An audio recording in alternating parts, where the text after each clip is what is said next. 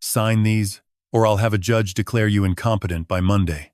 My daughter spoke those words without blinking, without shame, without a single trace of the girl who used to ride horses with her mother on this very ranch.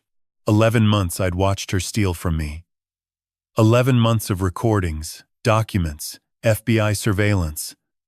But the worst discovery wasn't the 23 million she'd stolen. It was what I found buried in her husband's insurance files. Something about Linda's accident that made my blood freeze. But I'm getting ahead of myself. Let me tell you what happened at that table. The ranch table.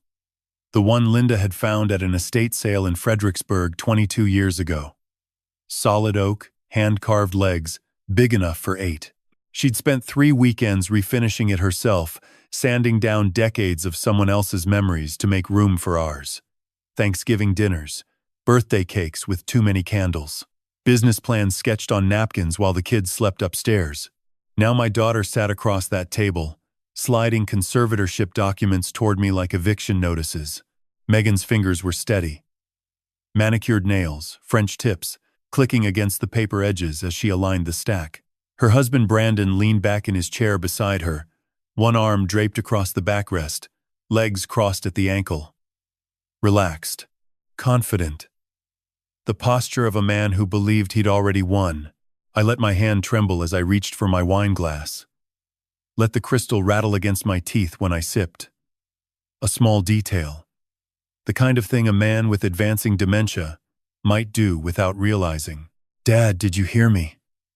Megan's voice sharpened. "This isn't optional anymore." I blinked at her. Slowly. Confused. "What papers, sweetheart?" Brandon uncrossed his legs and leaned forward. "Daniel, these are transfer documents. Conservatorship papers." He spoke slowly, over-enunciating each syllable, like he was addressing a child. "Megan becomes your legal guardian. She handles finances, medical decisions, business operations, everything. You won't have to worry about a thing." I stared at the stack, licked my lips.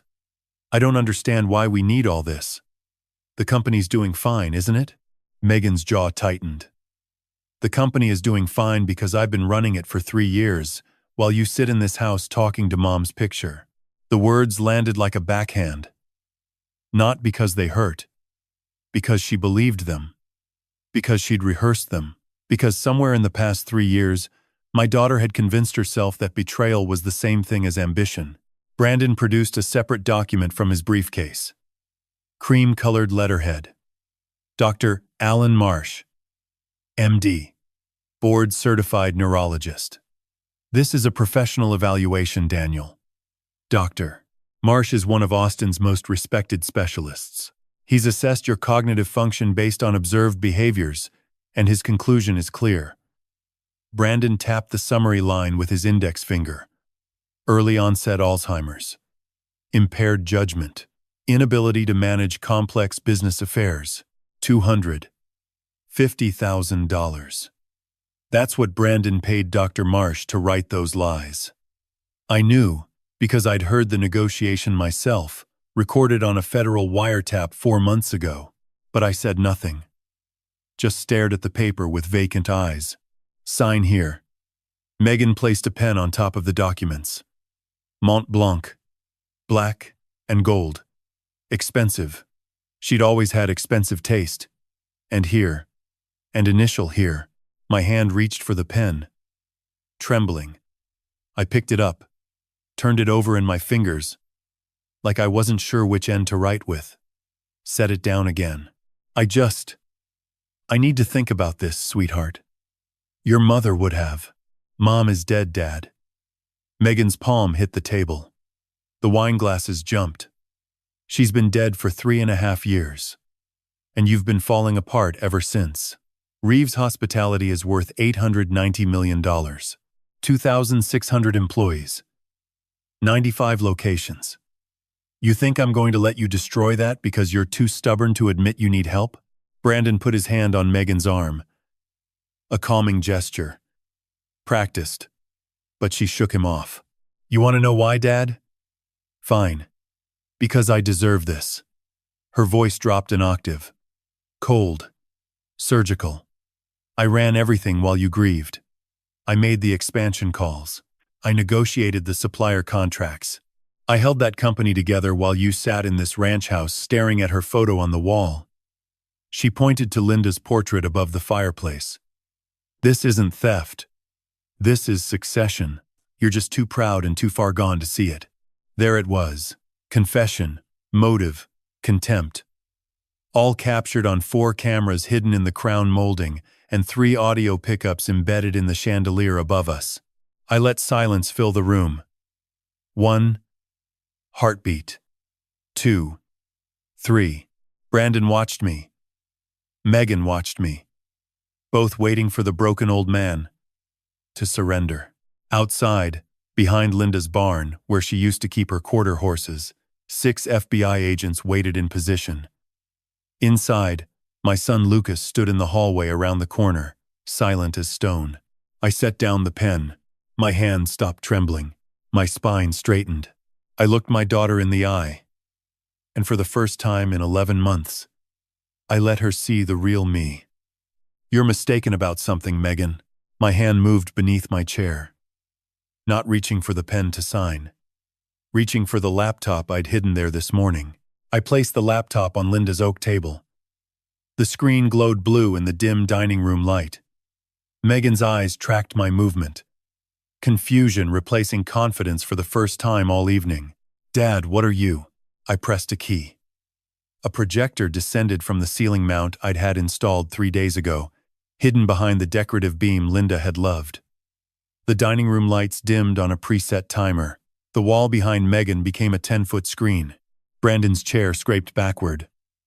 What the hell is this? I clicked the first slide. An email appeared. Massive letters projected across the plaster wall. From M. Reeves.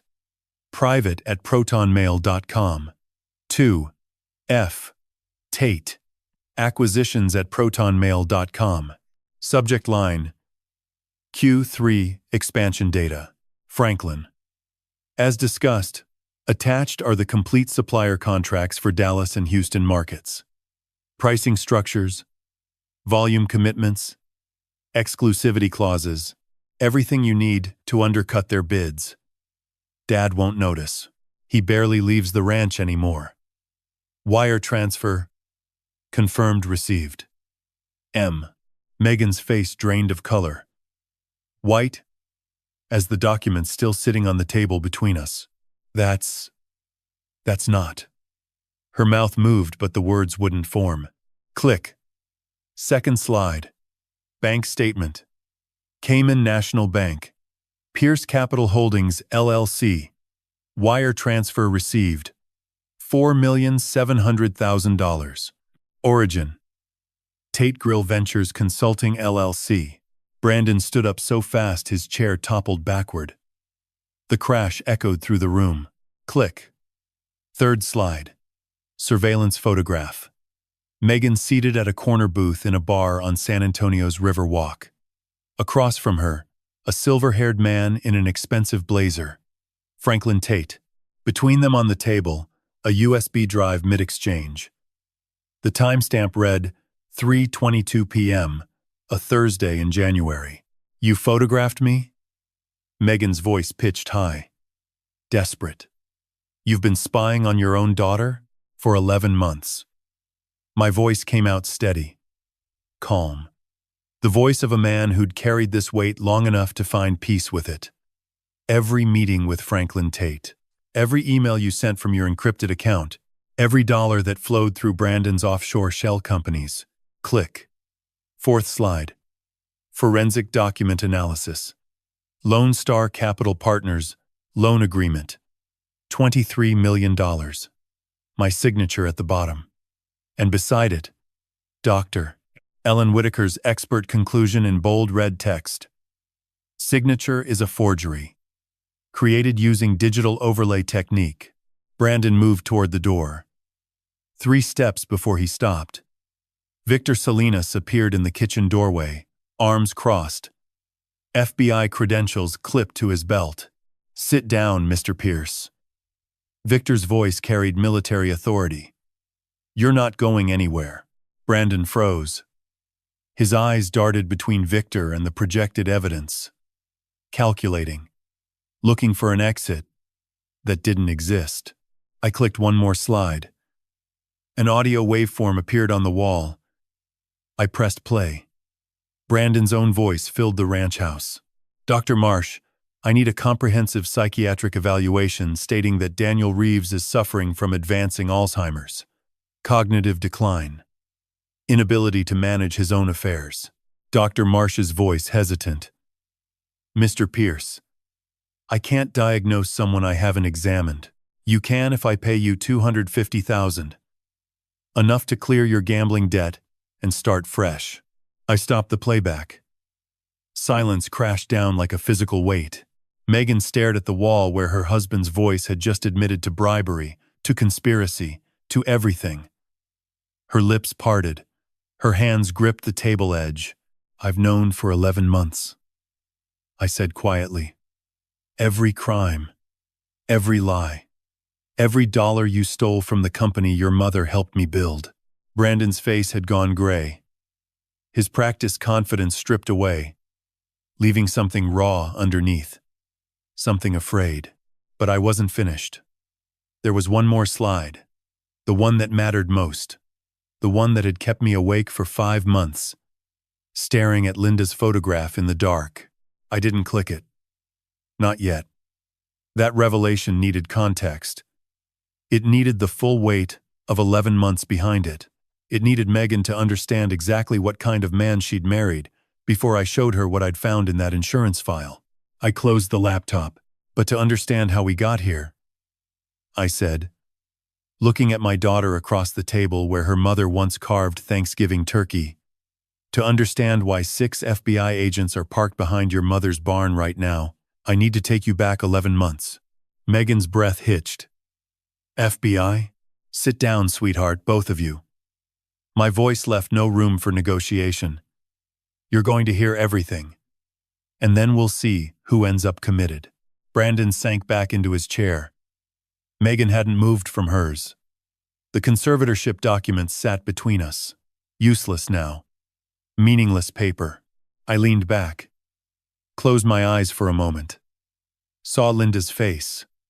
Her smile that morning before she drove away on Highway 290. The last time I saw her alive. It started on a Monday morning in October. I began. 11 months ago. When a woman named Patricia Gomez knocked on my office door and told me the numbers didn't add up. Outside, the Texas sun had set completely. The ranch sat in darkness. 6 agents waited in position. My son stood ready around the corner. And my daughter, my beautiful, brilliant, corrupted daughter, was about to hear the story of her own destruction, told by the father she thought was too broken to fight back. 11 months earlier. October. A Monday morning. The Austin skyline stretched beyond my corner office windows on Congress Avenue. Reeves Hospitality headquarters occupied the top 3 floors of a limestone building that Linda and I had purchased 15 years ago when the company was still small enough to fit in one room. Patricia Gomez knocked softly. My senior accountant for 18 years.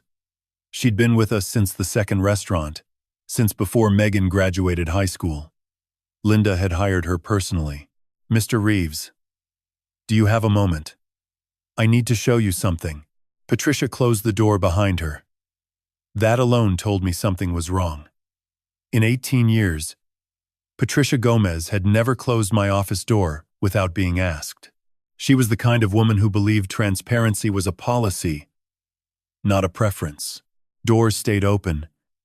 Information flowed freely. That's how Linda had run things. And Patricia had carried that torch faithfully ever since. She sat down across from my desk and placed a manila folder between us. Her hands were steady, but I noticed the tension in her shoulders, the way her jaw set before she spoke. "Mr. Reeves, I've been reviewing the quarterly financials for the past 3 months. Something isn't right." I set down my coffee. "What do you mean?" Patricia opened the folder. Inside were spreadsheets, printouts of transaction records, highlighted in yellow and pink. Her handwriting filled the margins. Neat, precise, methodical. Consultant fees, she said, pointing to a column of figures. 14 payments over the past 6 months. To 3 different companies. Lone Star Advisory Group, Pierce Capital Solutions, Rio Grande Consulting, LLC. I scanned the numbers. 30,000 here. 50,000 there. One payment for 92,000. These are within normal range for consulting, I said carefully. We use outside firms regularly. We do. Patricia's voice tightened. But these 3 companies don't exist. Not really. I checked the Texas Secretary of State filings. Lone Star Advisory was registered 8 months ago. Single member, LLC. No employees, no office address, no website. Pierce Capital Solutions, same thing. Rio Grande Consulting, registered in the Cayman Islands. I can't even find incorporation documents. The coffee in my stomach turned to acid. Shell companies. Yes, sir. Shell companies. And the total across all 3 entities over 6 months. She pointed to a circled number at the bottom of her spreadsheet. $1.2 million. Paid from Reeves Hospitality operating accounts. Authorized by. She paused. Looked at me with something close to grief. Authorized by Megan's department code. I didn't respond immediately. Couldn't. The number sat on the page, plain and undeniable. 1.2 million. Siphoned through phantom companies that existed only on paper. There's more. Patricia pulled another sheet from the folder. I ran the system access logs for the past 90 days. Financial records. Restricted files. Supplier contracts. Expansion projections. She slid the printout across my desk. Someone's been accessing secured files after hours. Late night. Always between 2 and 4 in the morning. Always when the building's empty. My eyes moved down the list. Access times. User credentials. Department codes. Then one line, highlighted in pink, stopped me cold. 3:12 a.m. User. M. Reeves, Pierce. File accessed. Executive financial records, restricted. Duration, 47 minutes. Megan. I said. The word barely made it past my throat. 6 instances in 90 days, Patricia confirmed quietly. Always restricted files. Always after midnight. And Mr. Reeves. She hesitated. The files she accessed include our Dallas expansion timeline, our Houston supplier contracts, the new Tex-Mex recipe portfolio that hasn't been released yet. She swallowed. Mrs. Reeves would never have let this happen. She always said, trust, but verify. I'm sorry I didn't catch it sooner. I stood. Walked to the window. Congress Avenue stretched below, morning traffic flowing between limestone buildings and live oaks. Austin going about its business. 22 years Linda and I had looked out these windows together, watching this city grow alongside our company. Planning. Dreaming. Building. How long has this been going on? I asked without turning around. The shell company payment started 6 months ago. But the after-hours access? I went back further. Found instances going back 14 months. Right around the time. Patricia stopped herself. Right around the time Brandon started attending board meetings. I finished her sentence. 14 months. My son-in-law had been sitting in our executive meetings for 14 months, asking detailed questions about financial structures, expansion strategies, vendor relationships, and Megan had been downloading the answers at 3 in the morning. I turned back to face Patricia. This woman who'd worked beside Linda since the beginning, who'd cried at her funeral, who'd kept the books with the same meticulous care for 18 years without a single discrepancy. Don't tell anyone, I said. Not a word. To anyone. What are you going to do? I looked at Linda's photograph on my desk. Our 30th anniversary. She was laughing at something I'd said, her head tilted back, eyes crinkled. She always told me I wasn't as funny as I thought I was. But she laughed anyway. I'm going to find out the truth. That night, I sat alone in my study at the ranch. Linda's bourbon on the side table. Blanton's single barrel, her favorite. The same bottle we'd shared the night we signed the lease on our 5th restaurant. She'd raised her glass and said, "Danny, we're not just building restaurants. We're building something our kids can inherit, with pride." I poured 2 fingers. The amber liquid caught the lamplight.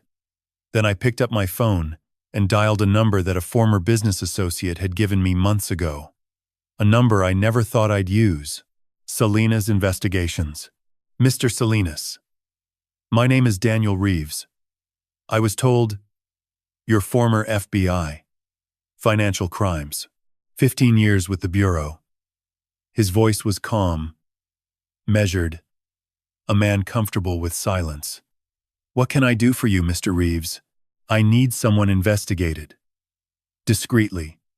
Possible corporate espionage. Possible embezzlement. Maybe worse. I see. And the subject? I closed my eyes.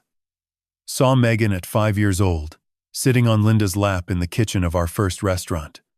Flour on her cheeks. Giggling, while Linda let her stir the salsa verde. My daughter. Silence on the line. 3 seconds. 4. 5.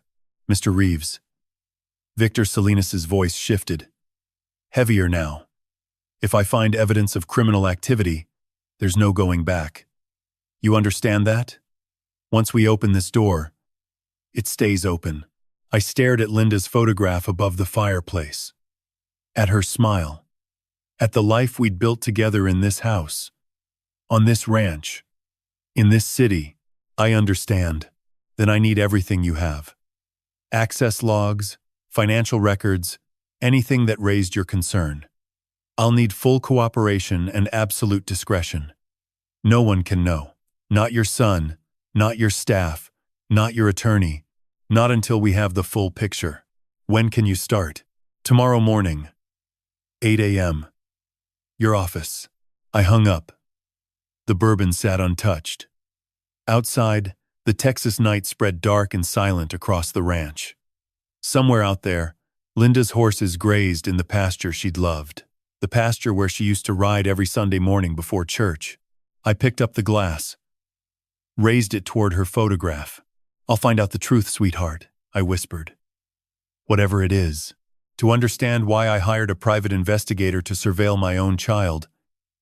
You need to understand Linda.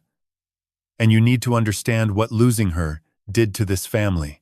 Linda Margaret Reeves, born in Dripping Springs, raised on a cattle ranch, graduated from UT Austin with a degree in hospitality management she never technically used because she was too busy building a restaurant empire with me from scratch. 5 feet 4 inches of Texas stubbornness wrapped in a smile that could charm a rattlesnake into retirement. She was the brains. I was the grill. That's what she used to say. I'd laugh and tell her she was both. She'd swat my arm and say, "Just keep making the brisket, Danny. I'll handle the rest." 3.5 years ago, on a Tuesday morning in April, Linda drove our Ford F-150 toward town on Highway 290. She had a meeting with a new produce supplier at 9. The sun was out, clear skies, dry roads, temperature in the low 70s. Perfect Texas spring morning. The truck's brakes had been serviced 2 weeks prior. Full inspection at Hendricks Automotive in Dripping Springs. Clean bill of health. New pads, new rotors. Fluid flushed and replaced. I have the receipt. I kept everything after she died. Every document, every record, every scrap of paper with her name on it. At 7:43 a.m., Linda's truck drifted across the center line of Highway 290, 1 mile east of the Pedernales River crossing. No other vehicles were involved. No obstacles in the road. No rain, no fog, no construction. The truck simply veered left, crossed into oncoming lanes, and rolled 3 times down a limestone embankment. The responding officer's report noted brake failure as the probable cause. The truck's brake line had ruptured. On a clear, dry morning, on a straight stretch of highway, in a vehicle serviced 14 days earlier, I was in the shower when my phone rang. Lucas calling, his voice breaking. "Dad, Mom's been in an accident. They're taking her to Del Seaton. Dad, you need to come now. I don't remember dressing. Don't remember driving. I remember the fluorescent lights of the emergency room. The antiseptic smell. A doctor whose name I never learned telling me that Linda had suffered massive internal trauma, that they'd done everything they could. She died at 8:29 a.m., 46 minutes after the truck left the road. I never got to say goodbye. Never got to hold her hand. Never got to tell her one more time that she was the best thing that ever happened to me." The funeral drew 400 people. Employees, suppliers, community members, competitors who respected what Linda had accomplished. She wasn't just my wife.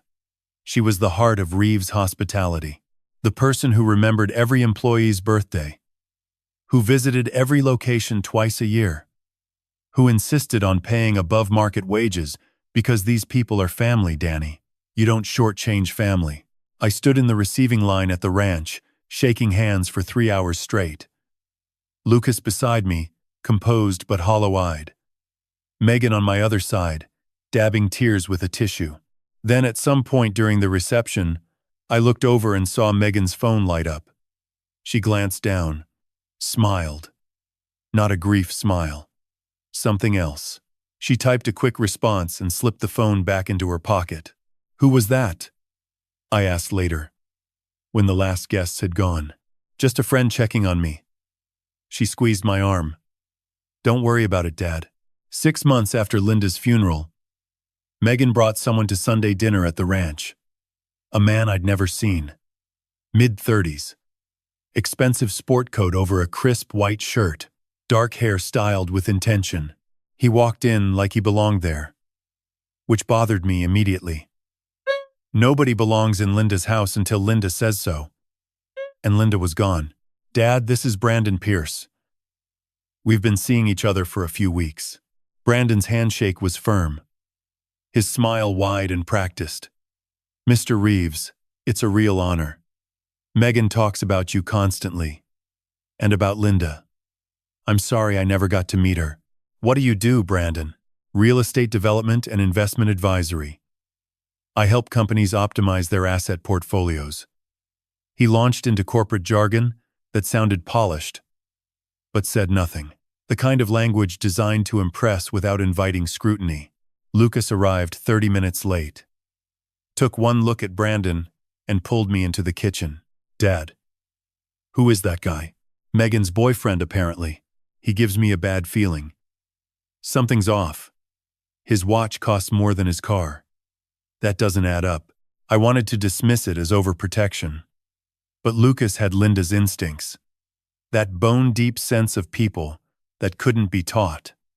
Linda used to say Lucas could smell dishonesty like a dog smells fear.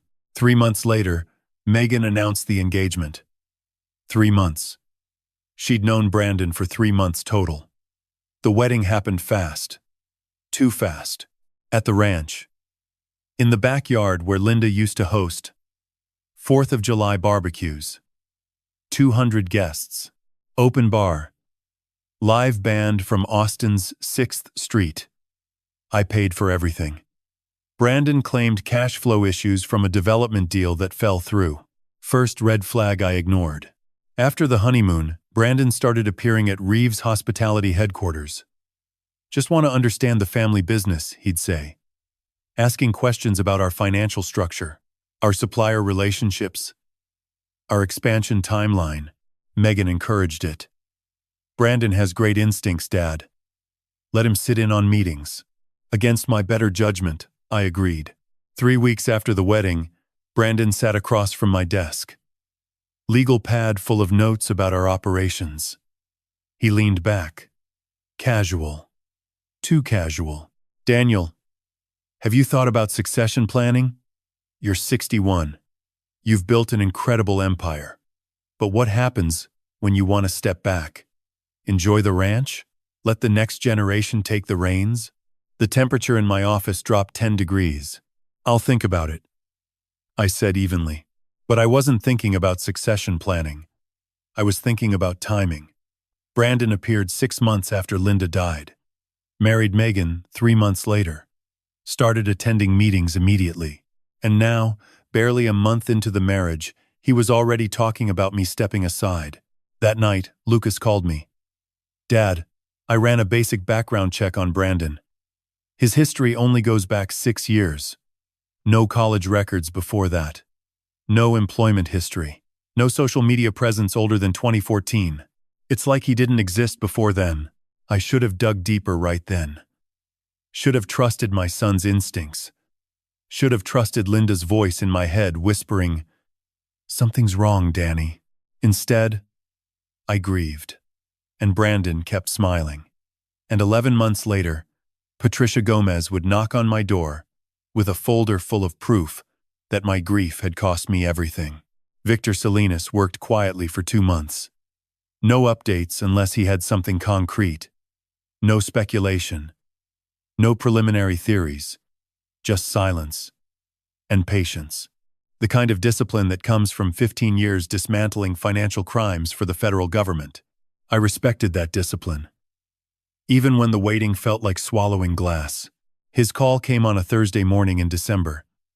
I was in my office at Congress Avenue, reviewing expansion proposals for the Dallas-Fort Worth market. 3 potential locations. Prime real estate.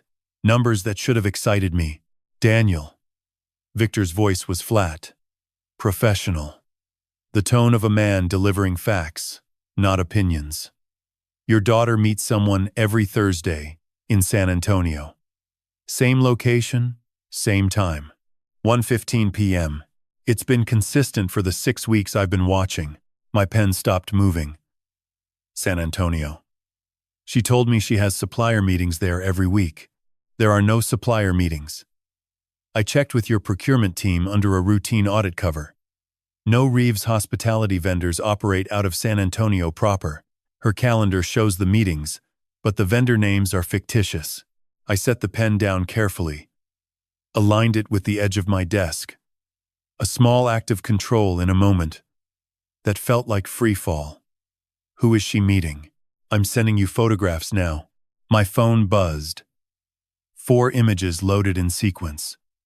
The first showed Megan seated at a corner booth in a dimly lit bar. Exposed brick walls. Edison bulb lighting. The kind of upscale establishment that lined San Antonio's Riverwalk. She wore a charcoal blazer over a cream blouse. Professional. Composed. Laptop open but angled away from anyone passing by. The second photograph. A man sliding into the booth across from her. Late 50s. Silver hair swept back from a broad forehead. Tailored navy blazer. No tie. The casual confidence of someone who owned the room and knew it. He carried a leather portfolio under one arm. I recognized him immediately. Franklin Tate, CEO of Tate Grill Ventures.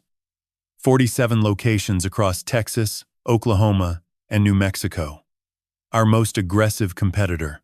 The man who'd spent the last 3 years expanding into every market we targeted, launching concepts that echoed ours, undercutting our supplier pricing by margins that shouldn't have been possible. The third photograph made my chest tighten. Megan's hand extended across the table. A black USB drive pinched between her thumb and index finger. Franklin's hand reaching to accept it. The exchange captured mid-motion. Both of them leaning slightly forward. The gesture practiced and familiar. Not the first time. Not the 10th. The 4th photograph. Franklin sliding a manila envelope back across the table toward Megan. Thick. Heavy enough that it bent slightly under its own weight. Megan's fingers closing around it. Her expression calm. Professional. The same expression she wore in board meetings when presenting quarterly results. Every Thursday, Victor repeated. Same booth. She arrives at 12:50. Orders a glass of Tempranillo and works on her laptop for 20 minutes. He shows up at 1:15. They talk for exactly 30 to 40 minutes. She passes materials. He passes an envelope. She leaves first. He stays another 10 minutes, finishes his drink, pays cash. How long? My voice sounded distant to my own ears. How long has this been going on? Based on their body language, the familiarity of the routine, the comfort level between them. This isn't 6 weeks old, Daniel. I'd estimate a minimum of 12 months, possibly longer. They move like people who've done this many times. No hesitation. No nervousness. No checking over shoulders. 12 months. A year of my daughter handing company secrets to our biggest rival. A year of Franklin Tate receiving our expansion plans. Our recipes. Our supplier contracts. A year of Megan smiling at me across the dinner table on Sundays while selling our legacy to the highest bidder. The Dallas expansion, I said slowly. Tate Grill announced 3 new locations in DFW last month. Same neighborhoods we'd been scouting. Same neighborhoods. Same format. Tex-Mex Steakhouse Hybrid, which is your signature concept. They filed permits. 2 weeks after Megan accessed your Dallas feasibility studies at 3 a.m., I stared at the photographs on my phone. At my daughter's face. Calm. Even smiling slightly as she passed that USB drive across the table. No guilt. No hesitation. No trace of the girl who used to sit on Linda's lap and help stir salsa verde in our first kitchen. What's in those envelopes he gives her? Cash would be my guess. Untraceable. But I need digital forensics to confirm the full scope. Bank records. Email communications. The USB drives are the smoking gun. But we need to know exactly what's on them. I closed my eyes, saw Linda's face, heard her voice. Trust but verify, Danny. Always. What do you need from me? Authorization to conduct a full digital forensic analysis of Megan's company devices. Her laptop. Her cloud accounts. Her email. I have a specialist. Former NSA. He's the best in the business. But I need your written consent as CEO to access company-owned technology. You'll have it within the hour, Daniel. Victor paused. Something shifted in his voice. Not quite sympathy. Closer to respect. I know what this is costing you, but the scale of what I'm seeing, this isn't a one-time lapse in judgment. This is systematic, organized, ongoing. Someone planned this carefully. Brandon, I said, that's my assessment. Your daughter has access. But the operational sophistication, the shell companies, the offshore structures Patricia identified, that's not marketing executive behavior. That's someone with financial engineering experience. Someone who knows how to build invisible infrastructure. I looked at the photographs one more time. At Franklin Tate's satisfied expression. At the USB drive between my daughter's fingers. At the mahogany table where they'd been conducting their Thursday ritual for over a year. Get me everything, Victor. Every email. Every dollar. Every lie. I will. But Daniel, prepare yourself. Based on what I'm seeing, the Thursday meetings are just the surface. There's more underneath. Possibly much more. He was right. The emails would reveal $4.7 million. The forensic analysis would uncover 47 encrypted communications. And buried in the deepest layer of Megan's encrypted files, a folder labeled LP Insurance that would change everything I thought I knew about my wife's death. But that discovery was still months away. For now, I sat in my office with 4 photographs on my phone, watching my daughter betray everything her mother and I had built. One Thursday at a time. 3 weeks after Victor's surveillance confirmed the Thursday meetings, a man named Jake Torres sat across from me in my study at the ranch. It was past 11 p.m. The house was dark except for the desk lamp casting a warm circle across Linda's oak desk. Jake was mid-30s. Lean. Quiet eyes behind wire-rimmed glasses. He wore a faded hoodie and carried a messenger bag stuffed with external hard drives and cables. Nothing about him suggested the kind of credentials Victor had described. Former NSA. 7 years with the Tailored Access Operations Unit. The people who break into systems that aren't supposed to be breakable. Mr. Reeves. He shook my hand with a grip that was brief and professional. No small talk. No pleasantries. He sat down, opened his laptop, and plugged in an external drive. Victor briefed me on the situation. I conducted the forensic imaging of your daughter's company laptop under the security audit authorization you provided. The mirror is complete. What did you find? Jake's fingers moved across the keyboard with mechanical precision. Folders appeared on screen. File structures. Encryption layers peeled back. One by one. Your daughter is careful, he said without looking up. VPN usage. Encrypted partitions. Secure email clients. She's not technically sophisticated, but someone taught her the basics. Showed her how to hide things. Brandon, most likely. The encryption protocols match patterns I've seen in financial fraud cases. Cookie-cutter setup. Effective against casual inspection, but not against someone who knows where to look. He clicked through several layers. She made one critical mistake, which was, she assumed the encryption was enough. She didn't scrub metadata, didn't randomize file creation dates, didn't rotate email credentials. He pulled up a hidden partition. Folders materialized on screen. Names appeared. Supplier, contracts. Q. 1. Dallas. Expansion. Timeline. Houston. Feasibility. V3. Recipe. Portfolio. Master. These are copies of your proprietary files. Duplicated from Reeves' hospitality servers over the past 14 months. Stored in a hidden partition and accessed regularly. My throat tightened. 14 months of my company's most guarded secrets, sitting on Megan's laptop like groceries in a pantry. But this is the important part.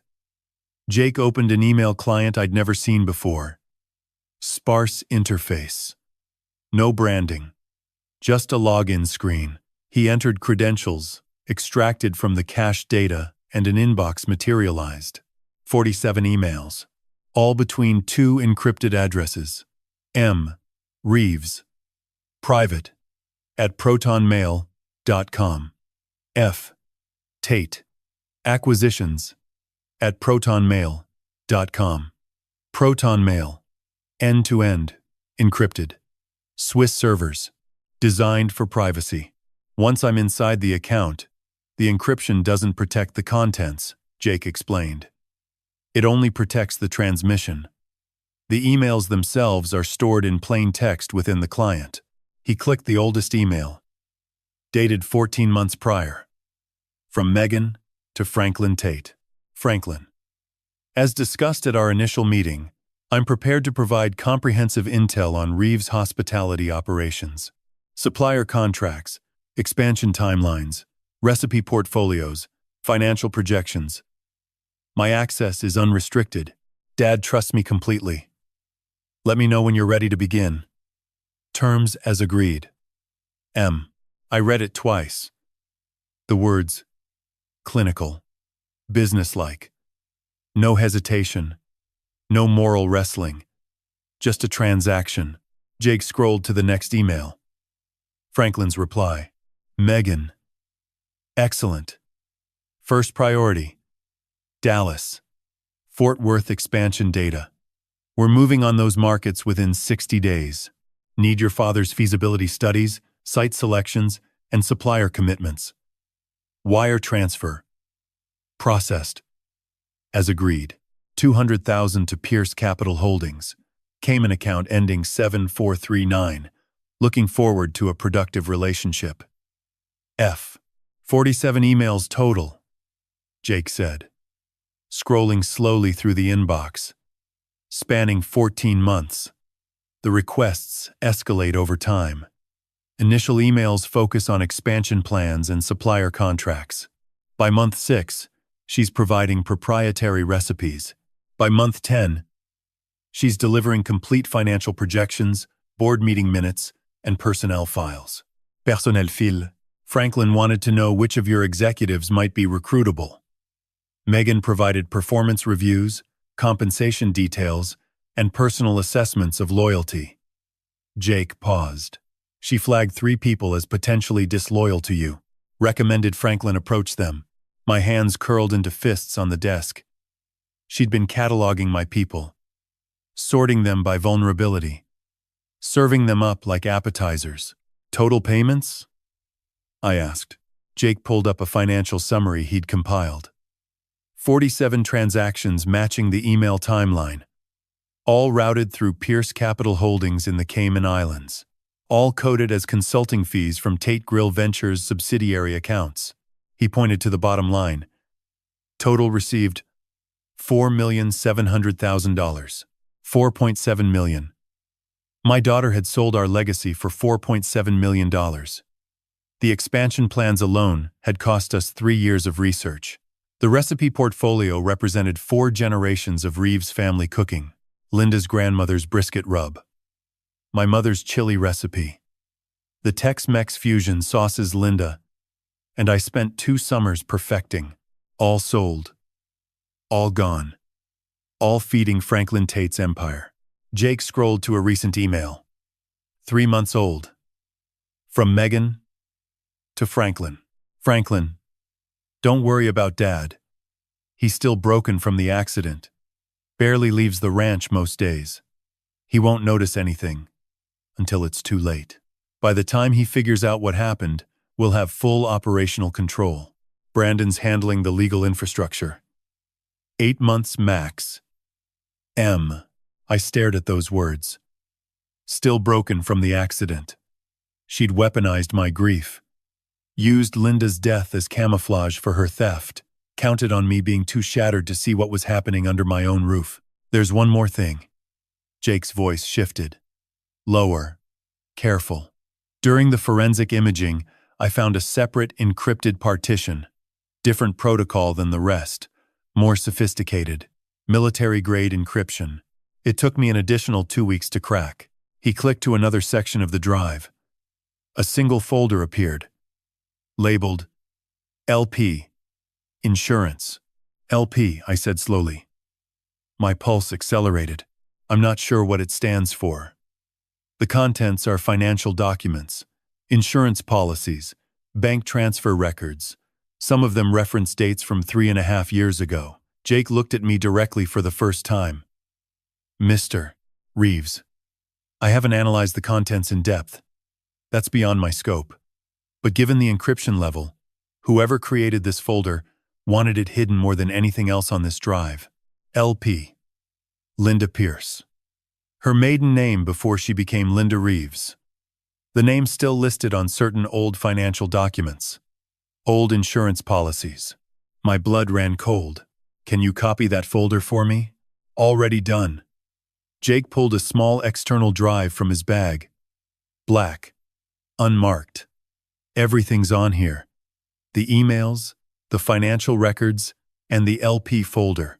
Victor will need to analyze the insurance documents. That's investigative work, not digital forensics. I took the drive. It weighed almost nothing. A few ounces of plastic and circuitry.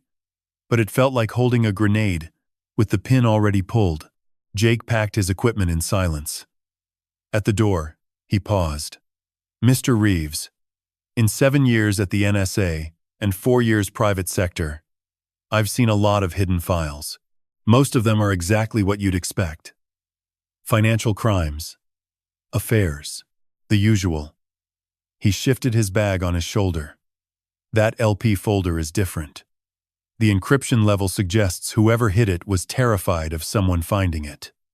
That's not standard financial crime behavior. That's something else entirely. He left. I sat alone in Linda's study, the black drive on the desk in front of me. Outside, the ranch was silent. The wind moved through the live oaks. Somewhere in the pasture, a horse nickered softly. LP Insurance. Linda Pierce. Insurance. My wife died when her brakes failed on a clear, dry morning. 2 weeks after a full service inspection. On a straight road she'd driven 1,000 times. I stared at that drive until dawn. 2 months passed after Jake's visit. Victor continued gathering evidence, documenting the Thursday meetings, tracking financial flows through offshore accounts, building the kind of case that leaves no room for reasonable doubt. I went to work every morning, sat in meetings with Megan, reviewed proposals she presented with confidence and competence, watched her smile across the conference table while knowing that every strategy she discussed was being sold to Franklin Tate within 48 hours. I smiled back, played the grieving widower who couldn't quite focus, who asked the same question twice sometimes, who occasionally forgot what day it was. The performance exhausted me, but it kept Megan comfortable, kept her careless. Then Patricia knocked on my door again. It was a Wednesday afternoon in late February. 5 months since I'd hired Victor. Most of the headquarters staff had gone home. The building was quiet. Patricia's face was pale. Not worried this time. Scared. "Mr. Reeves, I found something. Something big." She set a folder on my desk. Inside was a loan agreement. 43 pages of dense legal text from an institution called Lone Star Capital Partners. Commercial lender. Based in Houston. I'd never heard of them. The principal amount stopped me cold. $23 million. Where did this come from? I asked, already knowing I wouldn't like the answer. A demand letter arrived this morning, addressed to you personally, but it came through the corporate mailbox. The loan was processed 11 months ago. Funds were wired to. She pointed to the disbursement page. Cayman National Bank. Account holder. Pierce Capital Holdings. LLC. Brandon's company. The same offshore shell that received Megan's $4.7 million from Franklin Tate. "Patricia, I didn't sign this loan. I know." Her voice was barely above a whisper. "But look at page 38. I flipped to the signature page. There it was. Warren Daniel Reeves. My full legal name. My handwriting. The slightly leftward lean of my capital letters. The way my R swoops down before rising into the second stroke. Every detail perfect. Except I had never seen this document before in my life. "The collateral," Patricia said. Page 12. I turned back. "Read the collateral clause 3 times to make sure I wasn't misunderstanding. 55% of Reeves Hospitality voting shares, pledged as security for the loan principal plus accrued interest. 55%. Majority control. If this loan defaulted and Lone Star Capital filed suit, they could seize controlling interest in my company. Everything Linda and I built over 22 years. Gone. Transferred to a Houston lending firm I'd never heard of. The loan came due last month." Patricia continued. "Grace period expired 4 days ago. Lone Star sent the demand letter. If we don't pay $23 million plus interest within 3 weeks, they file suit. Their attorneys are already drafted the complaint." I set the document down. My hands were steady. My mind was not. "Patricia, I need this signature analyzed. Forensic document examiner. The best you can find. Already called someone. Dr. Ellen Whitaker. University of Texas. Forensic Sciences Department. She can have a preliminary report in 5 days." 5 days later, Dr. Whitaker's report landed on my desk. 3 pages of clinical analysis. Pen, pressure measurements, stroke, sequencing, baseline comparisons against authenticated signatures from my bank records and legal filings. Her conclusion was definitive. The signature attributed to Daniel Warren Reeves on the Lone Star Capital Partners loan agreement is a forgery.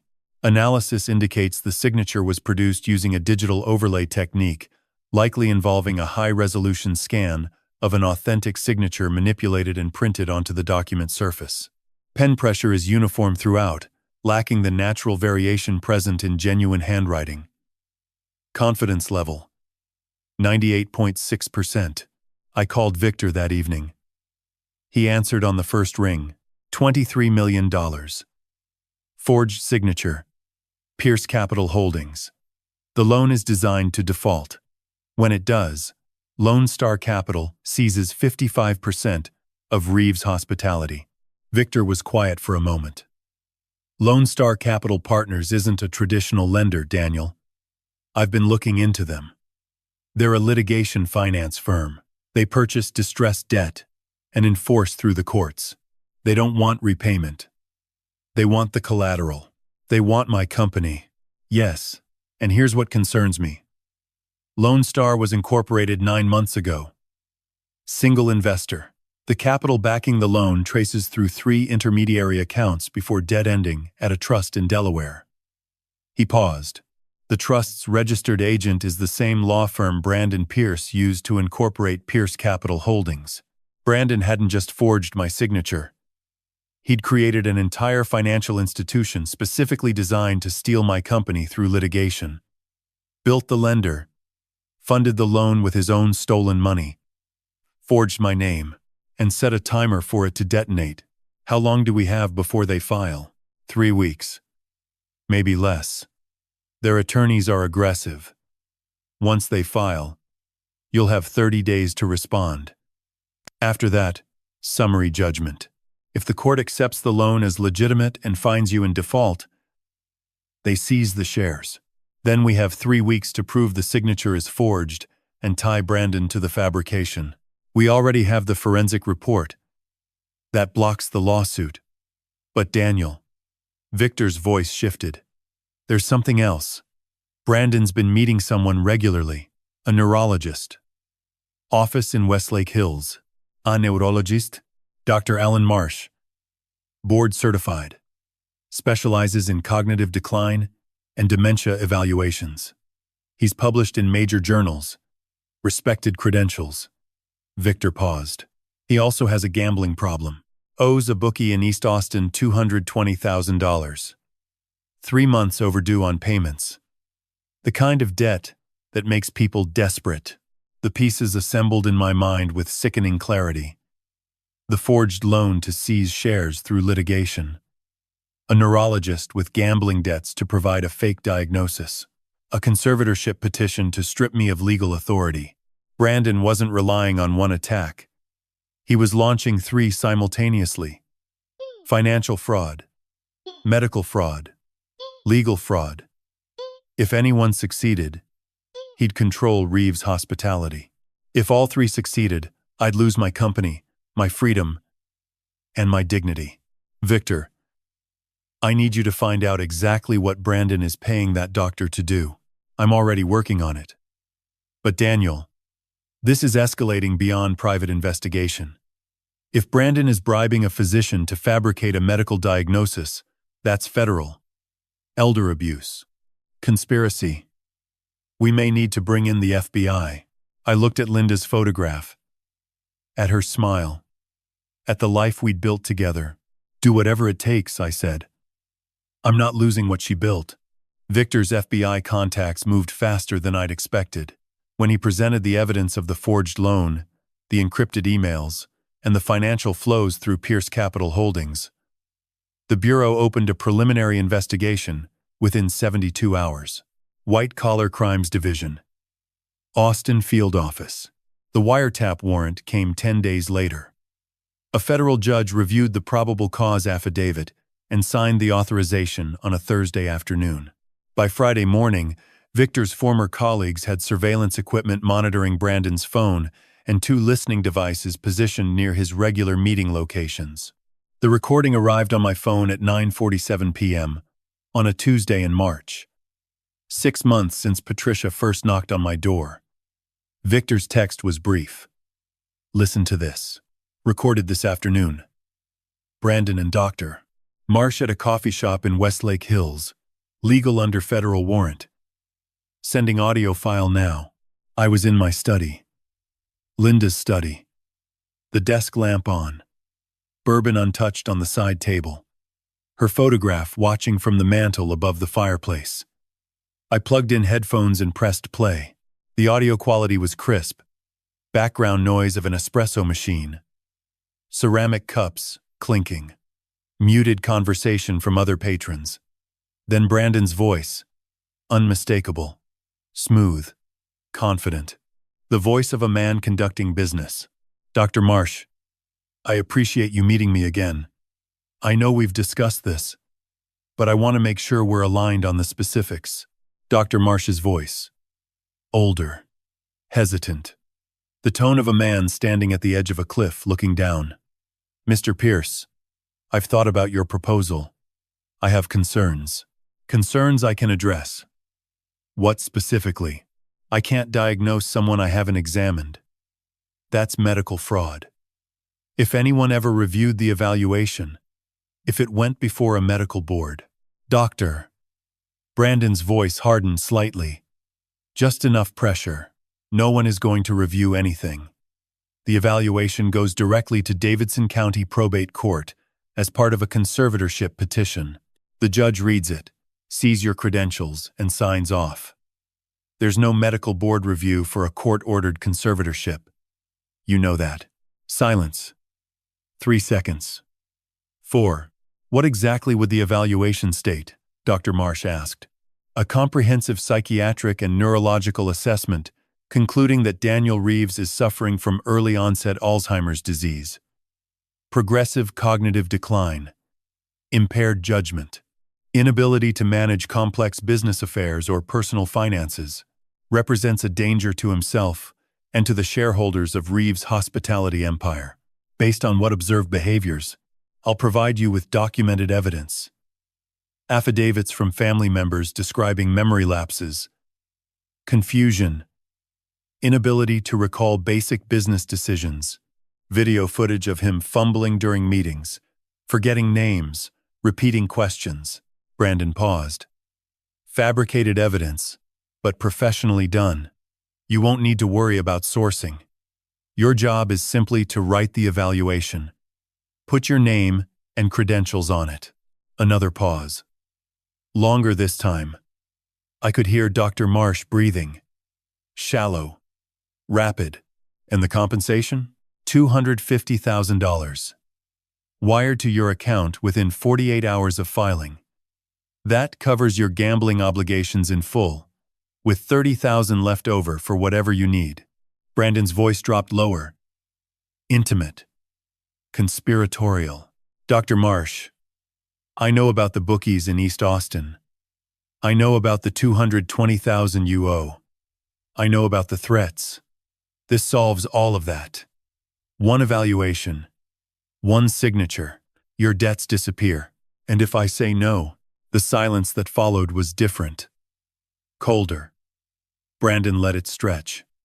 When he spoke again, his voice had lost all warmth. Then I can't help you with your debt situation. And from what I understand, the people you owe aren't known for their patience. Not a threat.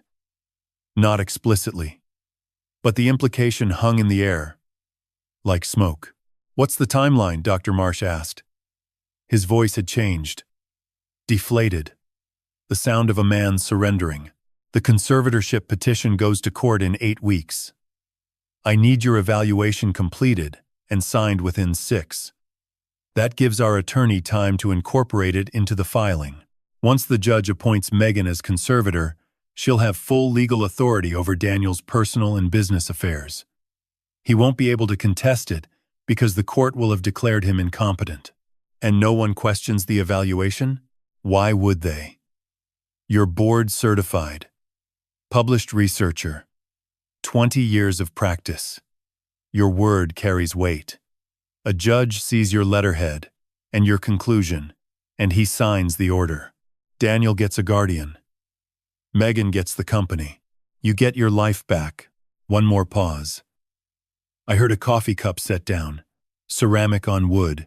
All right, Dr. Marsh said quietly. Send me the documentation.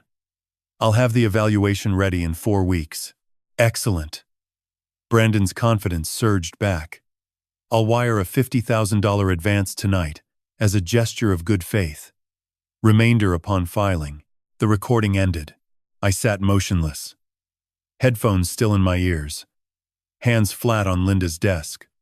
The world contracted to a single point. My son-in-law had just offered a licensed physician $250,000 to declare me mentally incompetent. to fabricate a diagnosis of Alzheimer's disease, to give Megan legal authority to imprison me in my own life, to steal everything Linda and I built. And he'd done it casually. Like ordering lunch, the old man still cries over his dead wife. A judge will take one look at him and sign off in 5 minutes. That line from Brandon played in my memory from an earlier intercepted call Victor had shared. Brandon didn't see me as a father. Not as a person. He saw me as an obstacle. A thing to be removed. I pulled off the headphones. My vision blurred. Not grief this time. Rage. The cold kind. The kind that doesn't burn out. The kind that sharpens. I thought about Megan. Did she know about the conservatorship plan? Of course she did. She was the proposed conservator. She'd been laying the groundwork for weeks. Dad, have you been forgetful lately? Dad, you seem confused. Dad. Maybe you should see someone. Every concerned question had been a planted seed. Every worried glance had been performance. My phone buzzed. Victor's second text of the evening. Daniel. One more thing. Jake cracked the LP insurance folder. The contents are extensive. Bank records, insurance policy modifications, and wire transfers, dating back 3.5 years. You need to sit down for this. I'll be at the ranch tomorrow morning at 8. Bring Lucas. I stared at the text. LP insurance. The folder Jake had warned me about months ago. The one encrypted with military-grade protocols. The one someone was terrified of anyone finding. Tomorrow morning, I would learn what was inside. Tomorrow morning, everything I thought I knew about Linda's death might change. I looked at her photograph above the fireplace. Her smile. Her eyes. The woman who'd built this life with me. What happened to you, sweetheart? I whispered to the empty room. What did he do? Victor arrived at the ranch at exactly 8 a.m. His truck pulled up the gravel drive, dust rising in the early morning sun. Lucas was already there. He'd driven from Austin at 6, couldn't sleep after I'd called him the night before and told him to come. I didn't explain why. Just said it was important. We gathered in Linda's study. 3 men around her oak desk. Coffee untouched. The morning light slanted through the east-facing windows, catching dust motes suspended in the air. Linda's photograph sat in its silver frame at the corner of the desk, watching us, smiling. Victor placed a folder on the desk. Manila. Thick. He opened it slowly.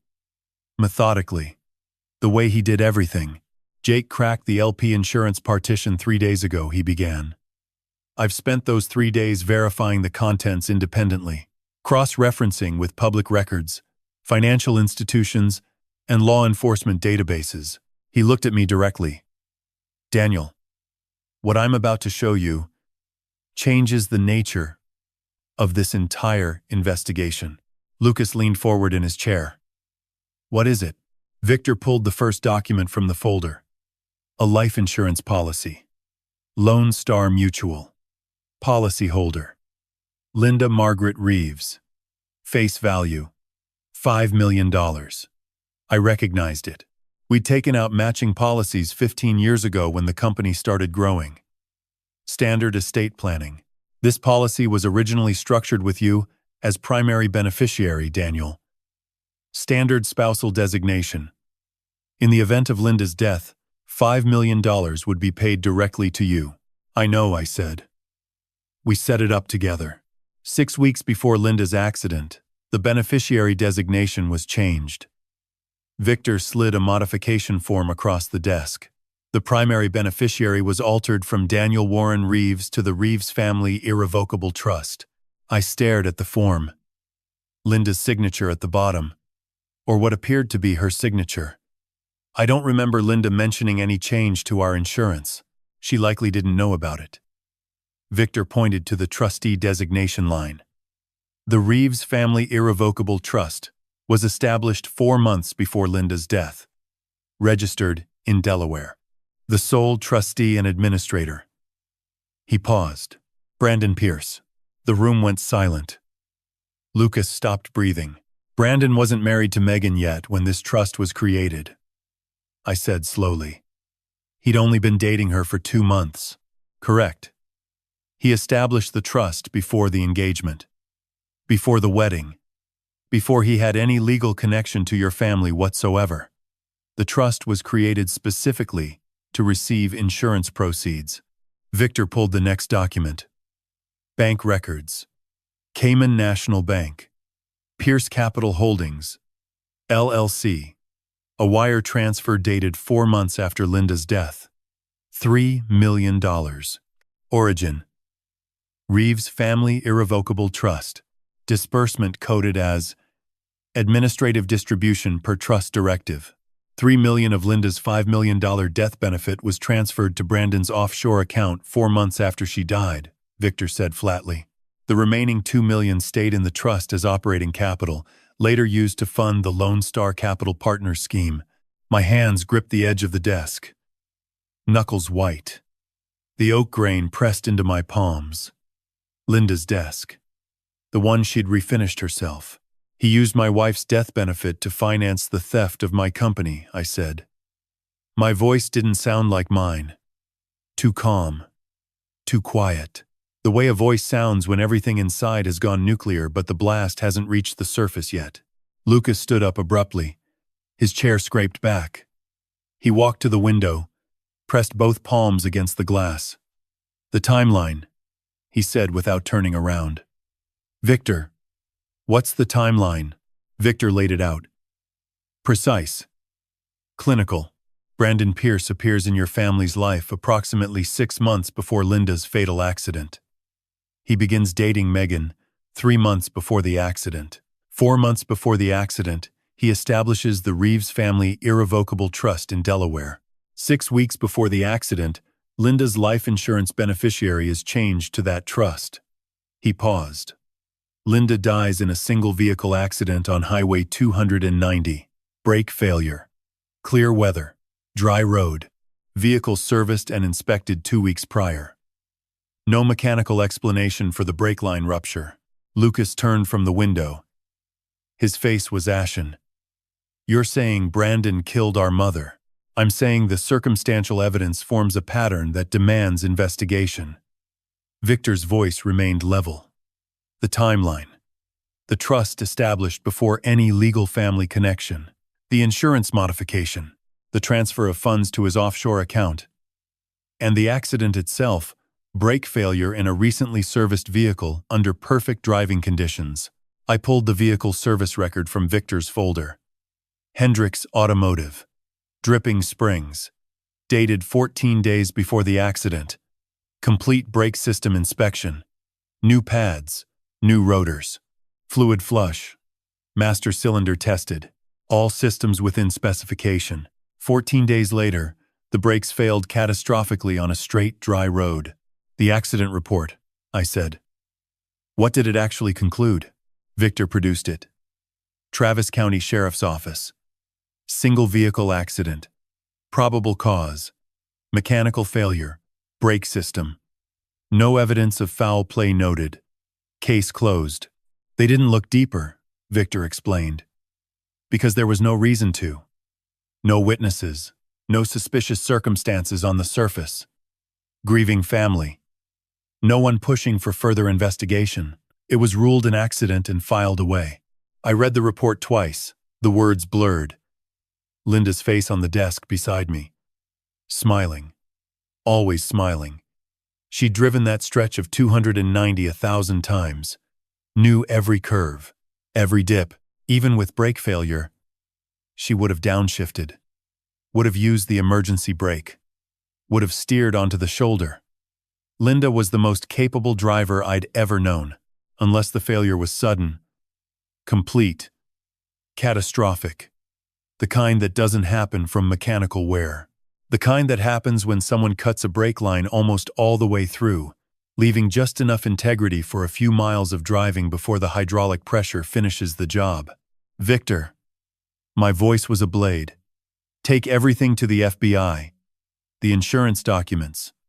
The trust records. The wire transfers. the vehicle service history, the accident report, all of it. Daniel, I need to be clear. This is circumstantial. Strong circumstantial evidence. But we don't have physical proof of tampering. The vehicle was towed to a salvage yard after the accident. It may still be there. If it is, a forensic examination of the brake system could provide definitive answers. Then find that truck. I stood, walked to the mantel, lifted Linda's photograph from its place, held it in both hands. Her smile, her eyes, the crinkles at the corners. Find that truck and find out what he did to her. Lucas came to stand beside me, his hand on my shoulder, grip tight, voice shaking. Dad, if he killed Mom, then he'll spend the rest of his life in prison. I set Linda's photograph back on the mantel, gently. The way you handle something sacred. I promise you that. Son, I promise her. I turned to Victor. How long? FBI will need to open a formal case. Subpoena the trust records independently. Locate and examine the vehicle. 3 to 4 months for a full investigation. He gathered his documents. But Daniel, the corporate crimes alone are enough for federal charges. Espionage, wire fraud, forgery, elder, abuse conspiracy.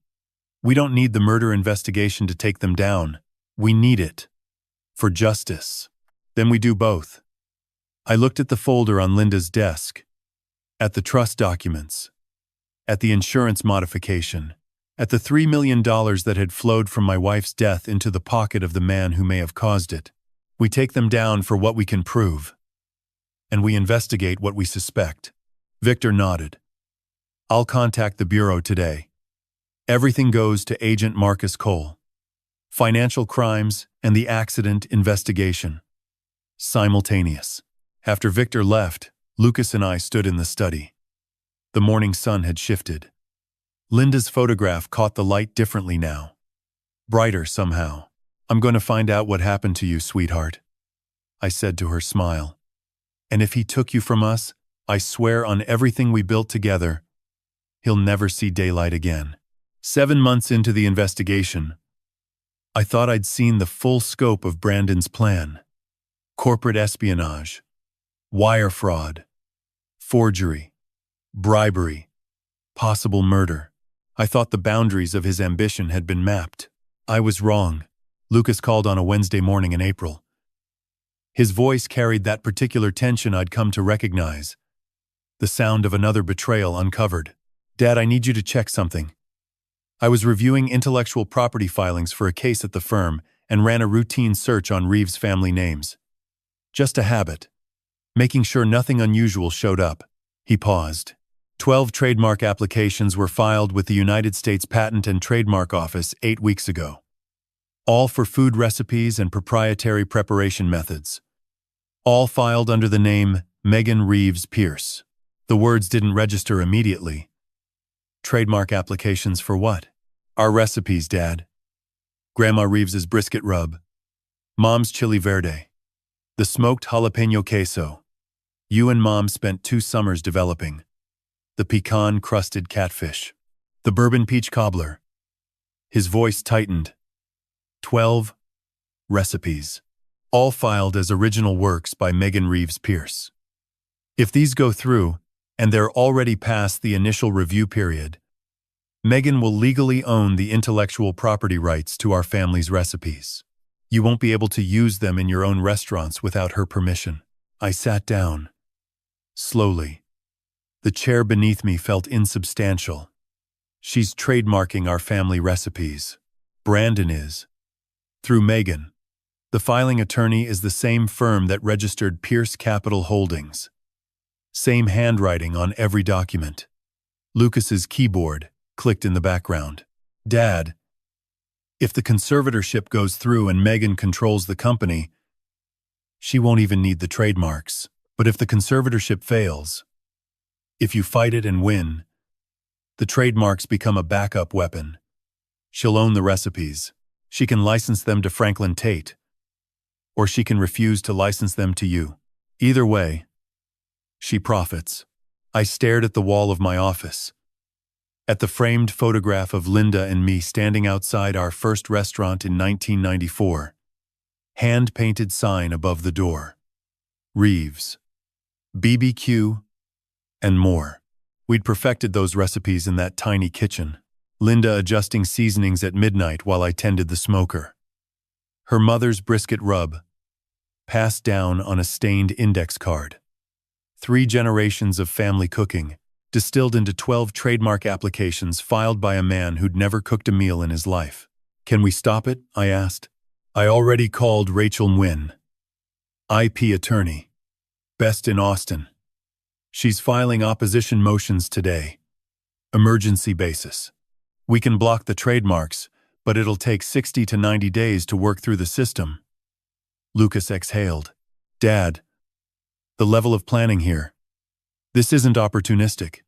Brandon mapped out every possible outcome. If the espionage isn't discovered, they profit from selling secrets. If the forged loan succeeds, they seize shares. If the conservatorship works, they take legal control. And if all of those fail, the trademarks let them hold our own recipes hostage. Every direction covered. Every direction. 4 simultaneous attacks, each independent, each capable of destroying Reeves' hospitality on its own. Together, they formed an inescapable net. That afternoon I met Rachel Nguyen at her office on South Congress. 44 years old. Sharp features. Sharper mind. She'd built her reputation defending Texas businesses against hostile IP claims. Victor had recommended her for both the trademark fight and the broader legal strategy. Mr. Reeves. She shook my hand across a conference table cluttered with filings. I've reviewed the trademark applications and the broader situation Victor briefed me on. I need to be direct with you. Please. This is the most aggressive, comprehensive asset stripping scheme I've ever encountered in 20 years of practice. And I've seen hostile takeovers from Fortune 500 companies that showed less sophistication. She spread documents across the table. You're dealing with someone who planned this over years. Not months. Years. The trust was established before the wedding, the insurance modification before the death, the shell companies before the espionage began. Every piece was in place before the first crime was committed. Can you stop all of it? The trademarks, yes. The forged loan, yes. We have the forensic report. The conservatorship, yes. Once the bribery evidence goes to the court. She leaned back. But Mr. Reeves, stopping these attacks isn't the same as winning. If you want to guarantee convictions, if you want Brandon and Megan and Franklin Tate behind bars, you need more than defensive legal motions. What do I need? A trap. One final, undeniable moment where they incriminate themselves with no room for their attorneys to argue entrapment, fabrication, or misunderstanding. She folded her hands on the table. The FBI agrees. Agent Marcus Cole and I spoke yesterday. The Bureau has enough evidence to arrest everyone tomorrow. But a good defense attorney could create doubt around the digital evidence. Could argue the emails were fabricated. Could claim the wiretap was improperly obtained. So what's the solution? We let them come to you. On their terms. With their documents. Their threats. Their plan laid out in their own words. Captured on camera. With federal agents as witnesses. Rachel's eyes were steady. We let Megan and Brandon walk into a room believing they've already won. And we record every word they say. A sting operation. Exactly. Agent Cole is prepared to coordinate. 6 agents. Full surveillance equipment. Legal under Tennessee, single-party consent laws, which Texas mirrors. You invite them to a location of your choosing. You perform. They threaten. They confess. And the FBI walks in. I thought about the ranch. Linda's ranch. The place where she'd raised horses and hosted barbecues and taught Megan to ride at 5 years old. The place where she'd wanted to grow old with me. The ranch, I said. They'll come to the ranch. Rachel nodded. Meaningful location. Emotional significance. They'll feel comfortable there. Confident. That's exactly what we want. When? 6 weeks. That aligns with the conservatorship filing timeline Brandon discussed with Dr. Marsh. They'll bring the papers themselves. They'll threaten you themselves. And they'll bury themselves with their own words. I stood. Walked to Rachel's window. 16th floor. Downtown Austin spread below. The Colorado River. The Capitol Dome. The city where Linda and I had started with nothing and built an empire. One final performance, I said quietly. One final performance, Rachel confirmed. And then it's over. The strategy meeting took place on a Tuesday morning, 3 weeks before the scheduled dinner. Rachel Nguyen's conference room on the 16th floor of a glass tower overlooking Lady Bird Lake. Floor-to-ceiling windows. Austere furnishings. The kind of address that signaled legal firepower. 5 people gathered around the mahogany table. Myself, Victor Salinas, Lucas, Rachel, and FBI Special Agent Marcus Cole. Agent Cole was 40 years old. Former Army Ranger before joining the Bureau. Built like someone who still ran 5 miles before dawn. His handshake was brief, his demeanor precise, his attention absolute. He'd spent 12 years in the white-collar crimes division dismantling financial fraud networks across the Southwest. Mr. Reeves. He opened a tactical folder. I've reviewed the complete evidence package. Corporate espionage, wire fraud, forgery, bribery, elder abuse conspiracy, and the open investigation into your wife's accident. He looked up. This is one of the strongest white-collar cases I've worked. When this goes to trial, the defense has nowhere to hide. Walk us through the operation, Rachel said. Cole pulled out blueprints of the ranch house. Victor had provided them the previous week. Floor plan, property layout, entry points, sight lines. The objective is simple, Cole began. We create conditions where the targets voluntarily confess to their criminal plan. No entrapment, no coercion. Mr. Reeves extends a family dinner invitation. Natural, expected. The targets bring their conservatorship documents. They present their ultimatum. We record everything. He marked positions on the blueprint with a red pen. 6 agents total, 2 stationed in the barn, 200 yards from the house. They'll have direct line of sight to all exits. 2 posing as ranch maintenance crew working on the fence line along the north pasture. Visible but unremarkable. And 2 inside the house itself. Inside? Lucas asked. 1 agent as catering staff. Female agent from our San Antonio field office. No Austin connections. Mr. Reeves tells Megan he hired new catering for the evening. Plausible. The second agent monitors audio and video feeds from the study down the hall. Real-time monitoring. If anything goes wrong, extraction takes under 30 seconds. Rachel tapped the dining room on the blueprint. Surveillance equipment.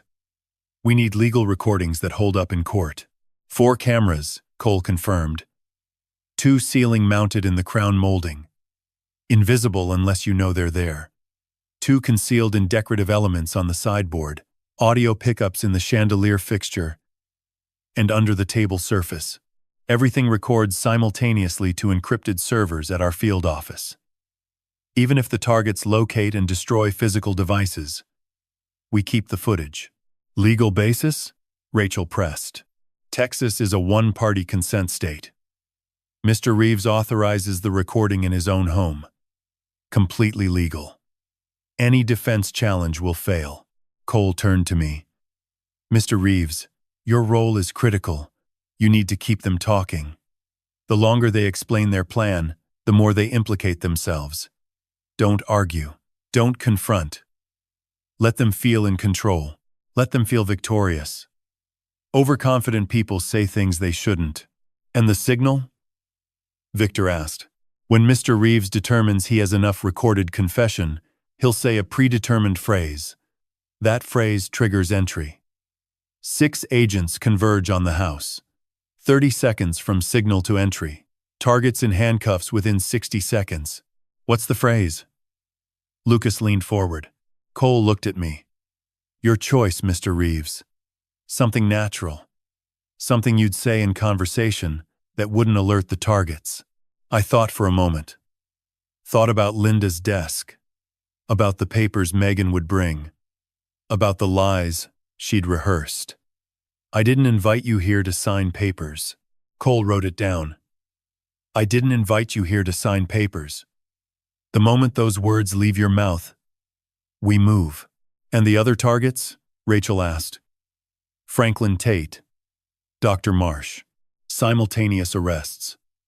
The moment we move on the ranch, separate teams execute warrants on Tate at his residence and Marsh at his office. Coordinated to the second. No one gets a chance to destroy evidence or flee. The meeting lasted another hour. Details. Contingencies. What if Brandon runs? What if Megan refuses to talk? What if the conversation ends too quickly? Every scenario mapped, every response planned. When it was over, Cole shook my hand. 3 weeks, Mr. Reeves. We'll have equipment installed at the ranch 5 days before. You send the invitation 1 week out. Keep everything normal until then. I sent the text message the following Saturday evening. Simple. Direct. The kind of message a confused, aging father might send. Family dinner at the ranch this Saturday. 6 p.m. Important discussion about the company's future and some personal matters. Need my girls and boys together. Love, Dad. Megan's reply came in under 3 minutes. Of course, Dad. Brandon and I will be there. We love you. See you Saturday. We love you. The words glowed on my screen like a cigarette burn. The night before the dinner, I walked through the ranch alone. Every room held Linda like a presence I could almost touch. The living room where she'd read beside the fireplace, bare feet tucked under her, glasses perched on her nose. The kitchen where she'd perfected her chili verde, arguing with me about cumin ratios while Megan sat on the counter swinging her legs. I paused in the hallway. A photograph hung there that I'd passed 10,000 times without truly seeing it. Megan, 5 years old. Sitting on Linda's quarter horse, a big bay named Whiskey. Linda standing beside them, one hand on the bridle, the other steadying Megan's small back. Both of them laughing. Sun in their hair. I touched the frame, then turned it face down against the wall. Lucas arrived at 9 p.m. We sat on the back porch in the dark, looking out across the pasture where Linda's horses used to graze. The fences needed mending. I hadn't kept them up since she died. Dad. Lucas's voice was quiet. Are we doing the right thing? I watched the stars. Same stars Linda and I had watched on our first night at this ranch 20 years ago. She'd said, Danny, this is where I want to grow old with you. Right here, under these stars. We're doing what your mother would want, I said. We're protecting what she built. We're protecting 2,600 people who count on us. And we're finding the truth about what happened to her. Lucas nodded slowly.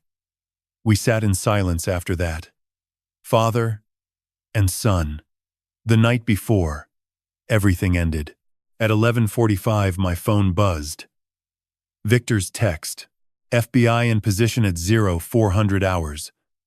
All surveillance systems operational. 6 agents confirmed. See you at 6 p.m. tomorrow. I typed back one word. Ready. But my hand trembled as I set the phone down. Not from weakness. Not from age. From knowing that tomorrow evening, I would watch my daughter walk into handcuffs, and no amount of justice would make that painless. Saturday, 6 p.m. The Texas sun hung low over the western hills, painting the ranch in amber and copper. I stood at the kitchen window watching the gravel drive. Coffee in hand. Steady. The last moments of calm before 11 months of patience reached its conclusion. At 6:22, a black Mercedes sedan turned off Highway 290 onto the ranch road. Dust rose behind it in a golden plume. 20 minutes late. Brandon's power play. Making me wait. Establishing that they controlled the tempo. I set down my coffee. Checked my reflection in the window glass. Loosened my posture. Let my shoulders drop. Softened my eyes. Showtime. The doorbell rang. I opened it slowly. Let my hand fumble with the latch. Smiled too wide when I saw them. Sweetheart. I embraced Megan. Held on a beat too long, the way a lonely old man might. She stiffened slightly in my arms. I'm so glad you came. Of course, Dad. You look. She studied my face. Tired. Long week. Can't quite remember why. I turned to Brandon. His handshake was aggressive. His smile theatrical. Brandon. Good to see you, son. Warren. Thanks for having us. He caught himself. Sorry. Daniel. I always mix up the names. He'd never called me Warren before. A deliberate confusion. Planting seeds of my supposed cognitive decline for the recording he didn't know was already capturing his every word. Lucas arrived 5 minutes later. On schedule.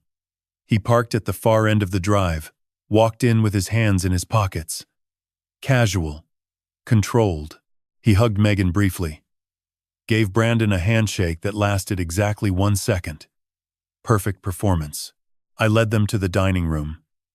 Linda's chandelier sparkled overhead, its vintage crystals catching the fading daylight. The table was set with Linda's china. White linens. Silver candlesticks on the sideboard, each concealing a recording device. 4 cameras watched from invisible positions in the crown molding. Agent Ramirez entered from the kitchen. Dark hair pulled back. White catering jacket. Professional. Anonymous. She set down appetizer plates with practiced efficiency. Thank you, dear, I said, then frowned at the plate. What? What did I order again? Is this the queso? Smoked jalapeno queso, Mr. Reeves. Your daughter's request. Oh. Right. Yes. I rubbed my forehead. Blinked. I'm sorry. I thought we were having the other thing. Megan and Brandon exchanged a glance. Quick. Satisfied. I caught it in my peripheral vision. They were cataloging evidence. Every fumble, every confusion, building their narrative of decline. Dinner unfolded in careful stages. I ate slowly. Missed my mouth once with the fork, leaving sauce on my chin before catching it with a napkin. Knocked my wine glass, catching it before it tipped but spilling a red splash across the white linen. Small failures, subtle decay. The performance of a lifetime. Daniel, Brandon said midway through the steaks. How's the Houston expansion coming? Still on track for the fall opening? I squinted at him. Houston? Did we decide on Houston? I thought James said something about San Antonio. Houston, Dad. Megan corrected, watching me like a specimen under glass. You approved it at the last board meeting. 3 locations. Remember? Oh. I stared at my plate. I don't. I can't quite. I trailed off. Shook my head. I'm sorry. There's just so much to keep track of. Brandon carved his steak with aggressive precision. That's exactly what we've been saying, Daniel. It's too much for one person. Lucas's fork scraped against his plate. The sound was louder than it should have been. His knuckles were white. But he said nothing. Played his part. Dessert arrived at 7:20. Pecan pie. Linda's recipe. The one Megan had trademarked under her own name 2 months ago. The irony was a blade between my ribs, but I let it pass without reaction. Fumbled with my fork instead. Dropped it. Picked it up with trembling fingers. At 7:35, the table was cleared. Only wine glasses remained. Megan set her glass down with a deliberate clink. The sound was a gavel. Dad. Her voice shifted. Less daughter. More executive. We need to discuss something important. Brandon reached beneath his chair, retrieved the leather briefcase I'd been expecting. Brass clasps snapped open with metallic precision. Papers emerged. White. Crisp. Official. He aligned the edges with compulsive neatness, then slid the stack across Linda's oak table. The documents settled in front of me. I stared at them with manufactured confusion. "What is this, sweetheart?" "Transfer documents, Dad." Megan spoke slowly, deliberately, the way one speaks to a child who doesn't understand. "Conservatorship papers. We're making some changes. For your own good." Brandon opened the top page, pointed to signature lines marked with yellow tabs. "This designates Megan as your legal guardian. She'll handle financial decisions, medical decisions, business operations, everything. You'll be taken care of, Daniel. Comfortable. Safe." I let my hands tremble as I reached for the papers. Turned pages with exaggerated slowness. The first page. Petition for conservatorship. Daniel Warren Reeves. The second. Medical evaluation. Dr. Alan Marsh, MD. Board-certified neurologist. Diagnosis. Early onset Alzheimer's disease. Recommendation. Immediate conservatorship due to progressive cognitive decline. All lies. All fabricated. All purchased for $250,000 from a man drowning in gambling debt. I don't understand," I whispered. "Why?" Megan produced a pen. Set it on top of the documents. "You don't need to understand, Dad. You just need to sign." "But the company. I built it. Your mother and I. Mom is dead." The words fell like an axe. "She's been dead for 3.5 years, and you've been falling apart ever since. Sign the papers, Dad. Or don't sign them." Her voice turned to ice. "Either way, by Monday afternoon, I'll be running Reeves Hospitality. The only question is whether you make this easy or hard." Brandon leaned in. "Daniel, let me be clear. If you don't sign tonight, Dr. Marsh files his evaluation Monday morning. We petition for emergency conservatorship. A judge appoints Megan within 48 hours. The proceeding becomes public record.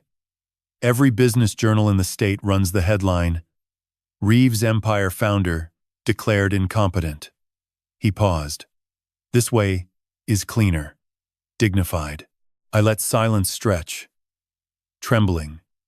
Vacant. The broken old man they'd been waiting for. Then I asked, voice small, "But why, Megan? Really? Why?" The mask shattered. "Because I earned this." Her palm struck the table. 3 years, I ran everything while you sat here grieving. 3 years of being the invisible one. Lucas gets praised for his law degree. You get praised for your legacy. And me? I'm just the daughter who handles things, the one nobody notices, the one who does all the work while Dad plays the sad widower. Her eyes burned. "This isn't theft, Dad. This is what I'm owed." Every word captured. 4 cameras. 3 audio sources. 2 FBI agents in the house. 4 more outside. She'd just convicted herself. I let one more beat of silence pass. Then another. Brandon and Megan watched me, waiting for surrender. Instead, I placed my fork on my plate. The soft clink echoed in the silent room. My hands stopped trembling. My spine straightened. My eyes sharpened. Megan noticed first. Something flickered across her face. Confusion. Then the beginning of fear. "You're mistaken about something, Megan." My hand moved beneath the chair. Not toward the pen Megan had placed on the conservatorship papers. Toward the laptop I'd positioned there 12 hours ago, secured with a strap to the chair frame where no one would notice. I lifted it onto Linda's oak table. The screen illuminated. Megan's eyes tracked the movement. Confusion deepened into something else. Something she hadn't prepared for. "Dad, what?" I pressed a key. The projector mounted behind the decorative ceiling beam descended silently. The dining room lights dimmed on their preset timer. The wall behind Megan transformed into a screen, 10 feet of white plaster, now glowing with blue light. Brandon pushed back from the table. "What is this? What are you doing?" "Sit down, Brandon." My voice was unrecognizable. Not the trembling old man from dinner. Something harder. Something that had been sharpening itself for 11 months in the dark. "You're going to want to see this." I clicked the first slide. An email.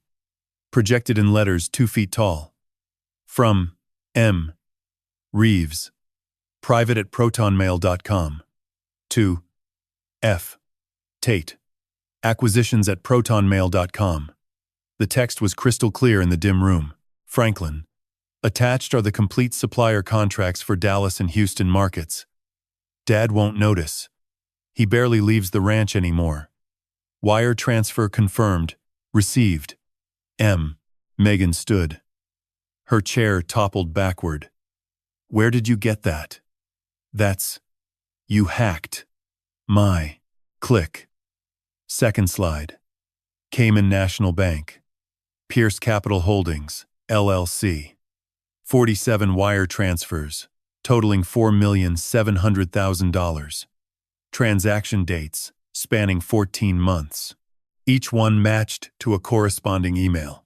47 payments. I said calmly. For 47 deliveries of stolen proprietary information. Recipes. Supplier contracts. Expansion plans. Personnel files. 14 months of systematic theft. This is fabricated. Megan's voice cracked. "You're making this up too." Click. Third slide. Surveillance photograph. The River Walk Bar in San Antonio. Megan in her charcoal blazer. Franklin Tate across the booth. The USB drive between them. Timestamp visible. Date visible. Every Thursday, I said. Same booth. Same time. 1:15 p.m. You arrive first. He shows up 20 minutes later. You pass materials. He passes cash. 6 weeks of surveillance photographs. Shall I show all of them? Megan's mouth opened. Closed. Opened again. Nothing came out. Click. Fourth slide. Lone Star Capital Partners loan agreement. $23 million. My forged signature highlighted in red. Beside it, Dr. Ellen Whitaker's forensic analysis. Conclusion. Forgery. Digital overlay technique. Confidence. 98.6%. Brandon's face had gone the color of ash. His hands gripped the table edge. I watched his eyes dart toward the hallway, calculating distance, measuring escape routes. Click. Fifth slide.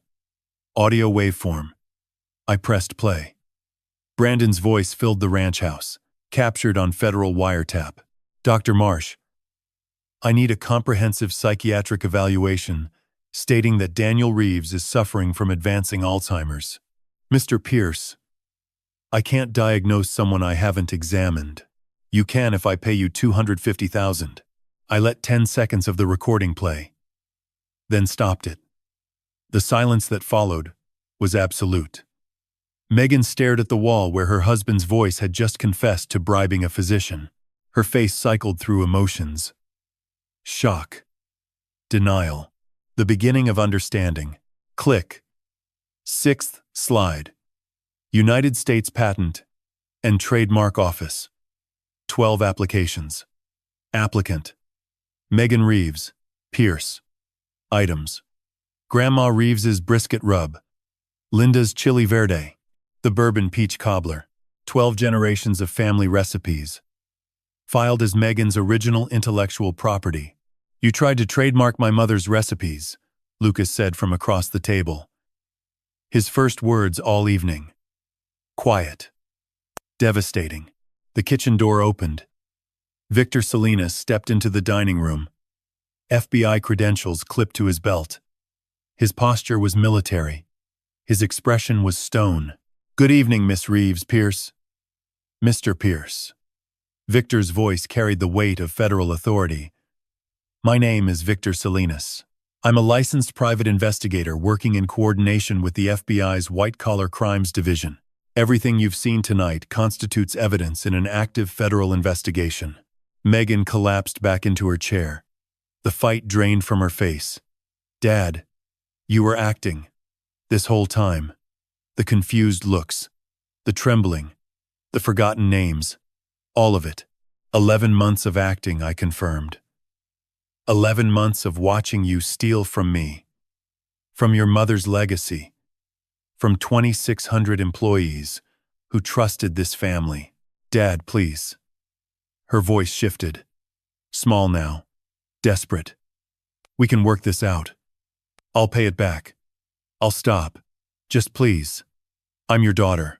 You were my daughter when you sold our recipes to Franklin Tate.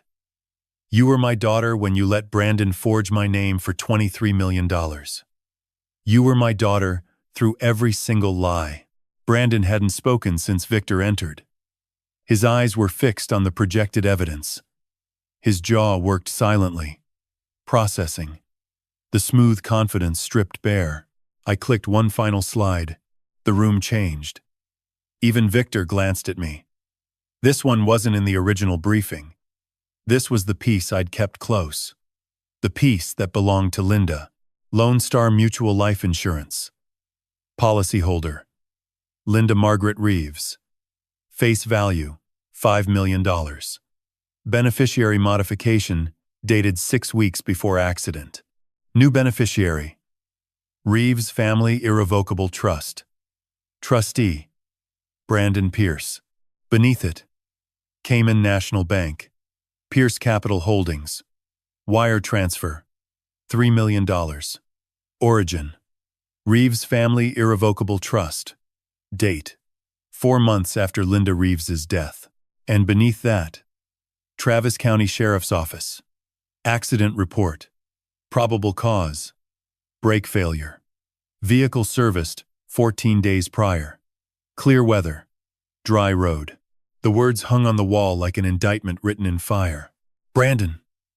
My voice was barely above a whisper now, but it carried to every corner of the room. Why did my wife's life insurance end up in your offshore account 4 months after her brake lines failed on a clear, dry morning? Brandon's face went from ash to chalk. His mouth opened. No sound emerged. Megan turned to him slowly, her entire body rigid. What is he talking about? Her voice was a wire stretched to breaking. Brandon, what is he talking about? Brandon said nothing. His eyes were locked on the insurance documents projected 10 feet tall on the wall. Brandon. Megan's scream shattered the silence. What did you do to my mother? He didn't answer. Didn't move. Didn't breathe. Megan's face transformed. The cold executive vanished. The calculating thief vanished. What remained was a daughter. A daughter staring at the possibility that the man she'd married, the man she'd trusted, the man she'd built a criminal conspiracy with, might have murdered her mother. I watched my daughter break apart in real time. Watched the realization dawn like poison spreading through water. Watched 3.5 years of blind trust collapse in the space of a heartbeat. Then I spoke the signal phrase, I didn't invite you here to sign papers. 5 seconds of absolute silence. Then the front door burst open. FBI, nobody move. Agent Marcus Cole came through the front door first. Tactical vest. Badge on a chain around his neck. Sidearm drawn but pointed at the floor. Behind him, 5 more agents fanned through the ranch house with practiced precision. 2 from the kitchen entrance. 2 from the hallway. 1 from the back porch. Every exit covered in under 5 seconds. The dining room filled with federal authority. Black vests with yellow FBI lettering. Commands overlapping in controlled voices. The chandelier's crystals trembled from the force of boots on hardwood. Brandon reacted first. Not with words. With movement. He shoved back from the table and bolted toward the hallway leading to the rear of the house. Pure instinct. The kind of running that confirms guilt louder than any confession. He made it 4 steps. Lucas stepped out of the hallway corner, where he'd been waiting all evening. 6 feet 1. Solid. His father's build and his mother's eyes. He filled the doorway with his shoulders squared, arms at his sides. "Sit down, Brandon." Brandon skidded on the hardwood. Tried to push past. Lucas didn't grab him. Didn't throw a punch. Just planted himself like a wall and caught Brandon's forearm mid-shove. Applied pressure. Redirected. The way someone handles a man without giving defense attorneys ammunition. Brandon stumbled backward. 2 agents were on him before he could recover. They took him to the floor with controlled efficiency. Face down on Linda's hardwood, the same floor she'd refinished herself the summer they moved in. Handcuffs clicked around his wrists. The metallic sound was small in the large room, but carried the weight of finality. Brandon Pierce. Agent Cole stood over him. Voice clinical. Absolute. "You are under arrest for wire fraud, identity theft, forgery, conspiracy to commit elder abuse, and conspiracy to commit insurance fraud. You have the right to remain silent. Anything you say can and will be used against you in a court of law." Brandon's face pressed against the wood. His eyes were open, staring at nothing. The smooth confidence that had carried him into this family, into this house, into my daughter's bed, had evaporated completely. What remained was something small and cornered. Across the room, Megan hadn't moved from her chair. She sat frozen, hands flat on the table. Eyes locked on the projected image, still glowing on the wall behind her. Linda's insurance policy, the wire transfer, the accident report. 3 documents that had rewritten everything she thought she knew about her marriage. A female agent approached her. Gentle but firm. "Megan Reeves Pierce." "Please stand." Megan didn't respond. Didn't seem to hear. Her eyes stayed fixed on the wall. "Megan." The agent's voice softened slightly. "I need you to stand up, ma'am." Megan stood. Slowly, like a person moving through water. Her hands rose automatically when the agent reached for them.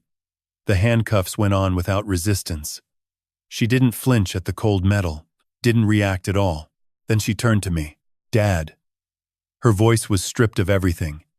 No coldness, no calculation, no performance. Just a daughter's voice, cracked and thin. "The insurance thing. Did Brandon." I met her eyes. My daughter. 35 years old. Handcuffs glinting under Linda's chandelier. The little girl who used to ride whiskey in the south pasture while Linda walked alongside, one hand on the bridle. "We don't know for certain," I said carefully. "The FBI is investigating. The truck has been located at a salvage yard. Forensic examination is underway." Megan's face crumpled. Not the controlled expressions I'd watched all evening. Not the masks she'd worn for 3 years. This was real. Raw. The face of a woman realizing that the man she'd loved, the man she'd conspired with, the man she'd shared a bed with for 2.5 years might have murdered her mother. "Oh God." The words came out as a moan. "Oh God. Mom." He was. When he suggested changing the insurance, I thought it was estate planning. I thought. Her legs buckled. The agent steadied her. "I didn't know, Dad. I swear to God I didn't know about Mom." I looked at my daughter, at the tears streaming down her face, at the handcuffs on her wrists, at the genuine horror in her eyes, and I believed her. About this one thing, I believed her. Megan hadn't known about Linda. She was many things. A thief, a liar, a traitor. But she wasn't a murderer. She hadn't conspired to kill her own mother. She'd simply married one. "I know, sweetheart." My voice broke on the words. "I know you didn't know about Mom." Megan's sob caught in her throat. Hope flickered in her wet eyes. "But you knew about everything else." I held her gaze. Let the words settle between us. The emails, the money, the forged signature, the conservatorship. The recipes. You knew about all of it. You chose all of it. The hope died. Her face went blank. The agent guided her toward the door. Megan walked on unsteady legs, head down, shoulders shaking with silent sobs. At the threshold, she stopped. Looked back one more time. Daddy. The word was 5 years old. I'm sorry. I didn't respond. Couldn't. The word sorry was too small for what she'd done. Too thin to bridge the canyon between who she'd been and what she'd become. The agent guided her through the door. Into the night. Into a federal vehicle. Into a future measured in years behind bars. Brandon was hauled up from the floor.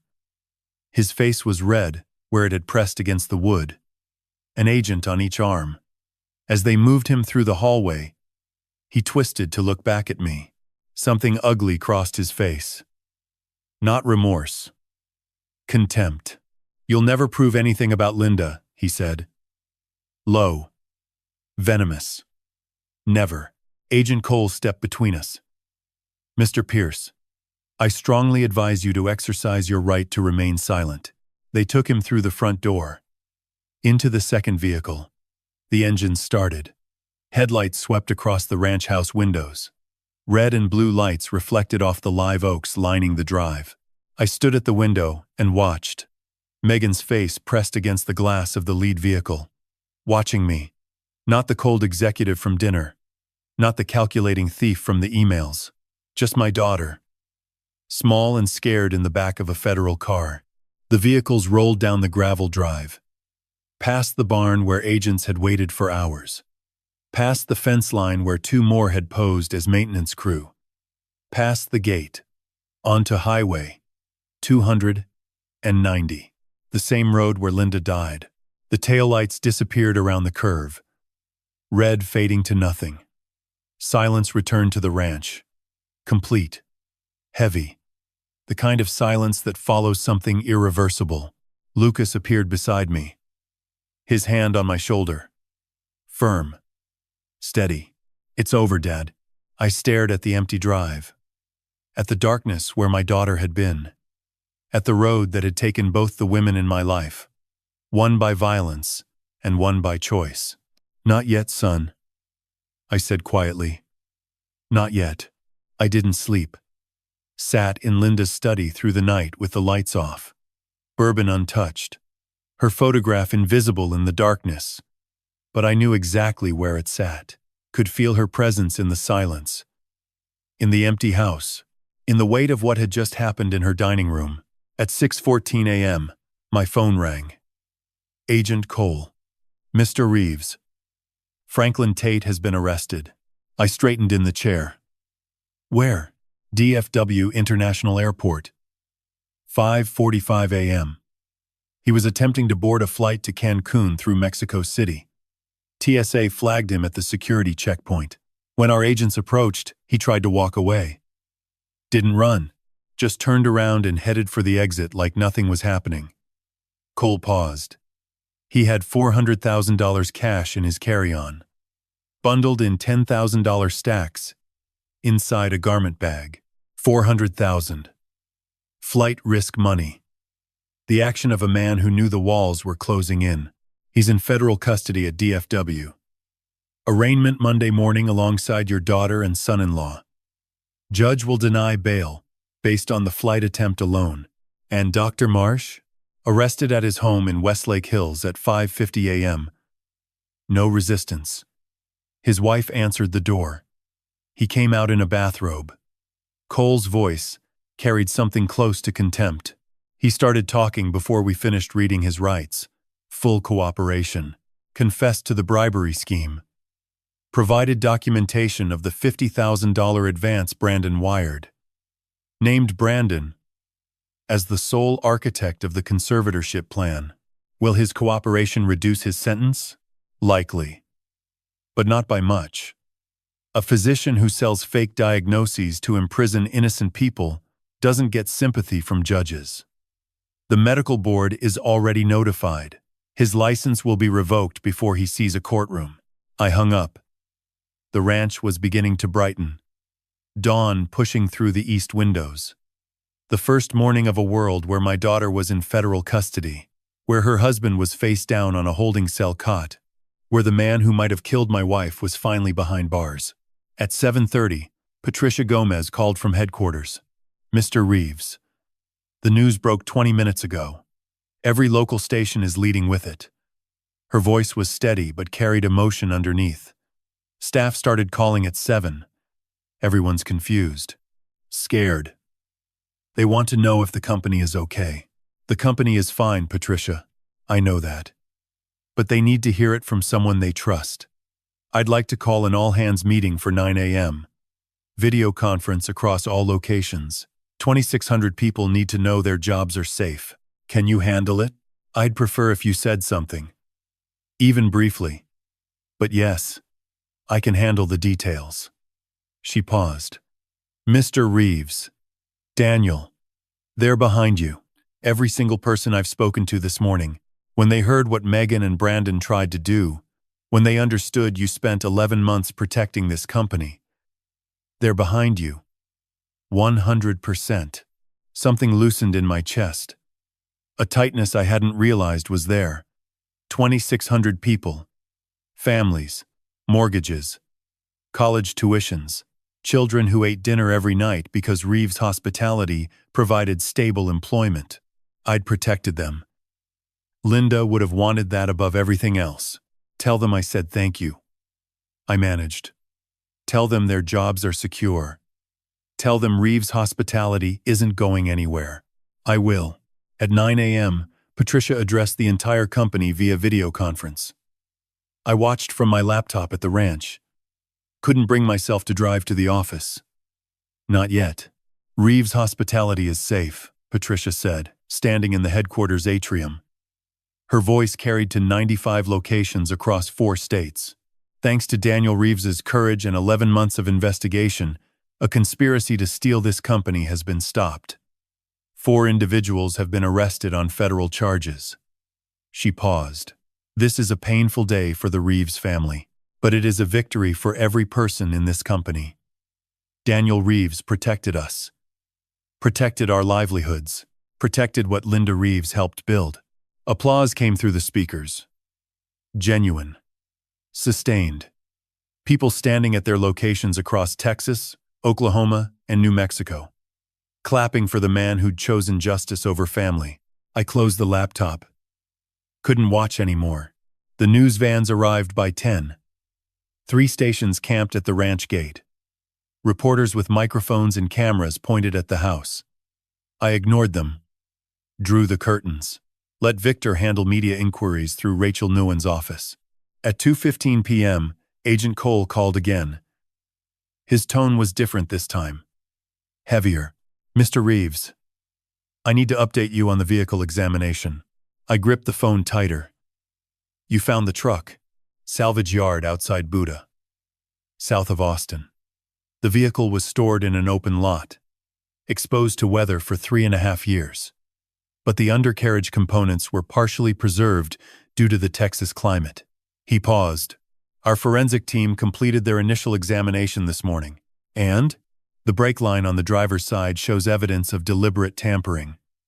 Cole's words were measured, precise, each one landing like a stone dropped into still water. A section of the hydraulic line approximately 4 inches from the master cylinder junction shows a clean cut. Not a rupture from pressure or wear. A cut. Made with a sharp instrument. The line was severed approximately 90% through its circumference, leaving 10% intact. I closed my eyes. The remaining 10% would have held under normal braking conditions for a period of time. Minutes. Possibly a few miles of driving. But the first hard brake application, the first significant pressure demand, would have completed the failure. Catastrophic. Instantaneous. Total loss of braking function. The room swam. I gripped the edge of Linda's desk, the oak solid under my fingers. Real. Anchoring. This wasn't an accident, Mr. Reeves.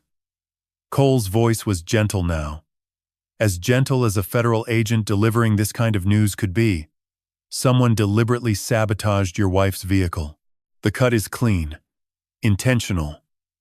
This is homicide. The word hung in the air. Homicide? Not accident. Not mechanical failure. Not bad luck on a Tuesday morning. Murder. Someone had crawled under Linda's truck in the dark. Had taken a blade to her brake line. Had calculated exactly how much to leave intact. Had known she'd drive Highway 290 the next morning. Had known the first hard stop would kill her. Brandon. 6 months in their lives before she died. Access to the ranch. Access to the vehicles. Access to her schedule. And $3 million of her death benefit in his offshore account 4 months later. We're adding murder charges to Brandon Pierce's federal case, Cole continued. First-degree murder. Premeditated. The insurance fraud and the vehicle evidence together constitute overwhelming probable cause. The U.S. attorney is confident. I couldn't speak. Tried. Nothing came. Mr. Reeves? I'm here. My voice was a whisper. I'm here. I'm sorry, sir. Truly. After the call ended, I sat motionless at Linda's desk. Her photograph smiled at me from the silver frame. The same smile. The same eyes. The same woman who'd kissed me goodbye that Tuesday morning and driven away forever. I found out, sweetheart. The words came broken, barely formed. I finally found out what he did to you. The tears came then. Not the cold rage of the investigation. Not the controlled grief of the past 3 years. Something deeper. Something that had been buried under evidence boxes and surveillance photographs and encrypted emails. The raw, unprocessed truth that my wife had been murdered.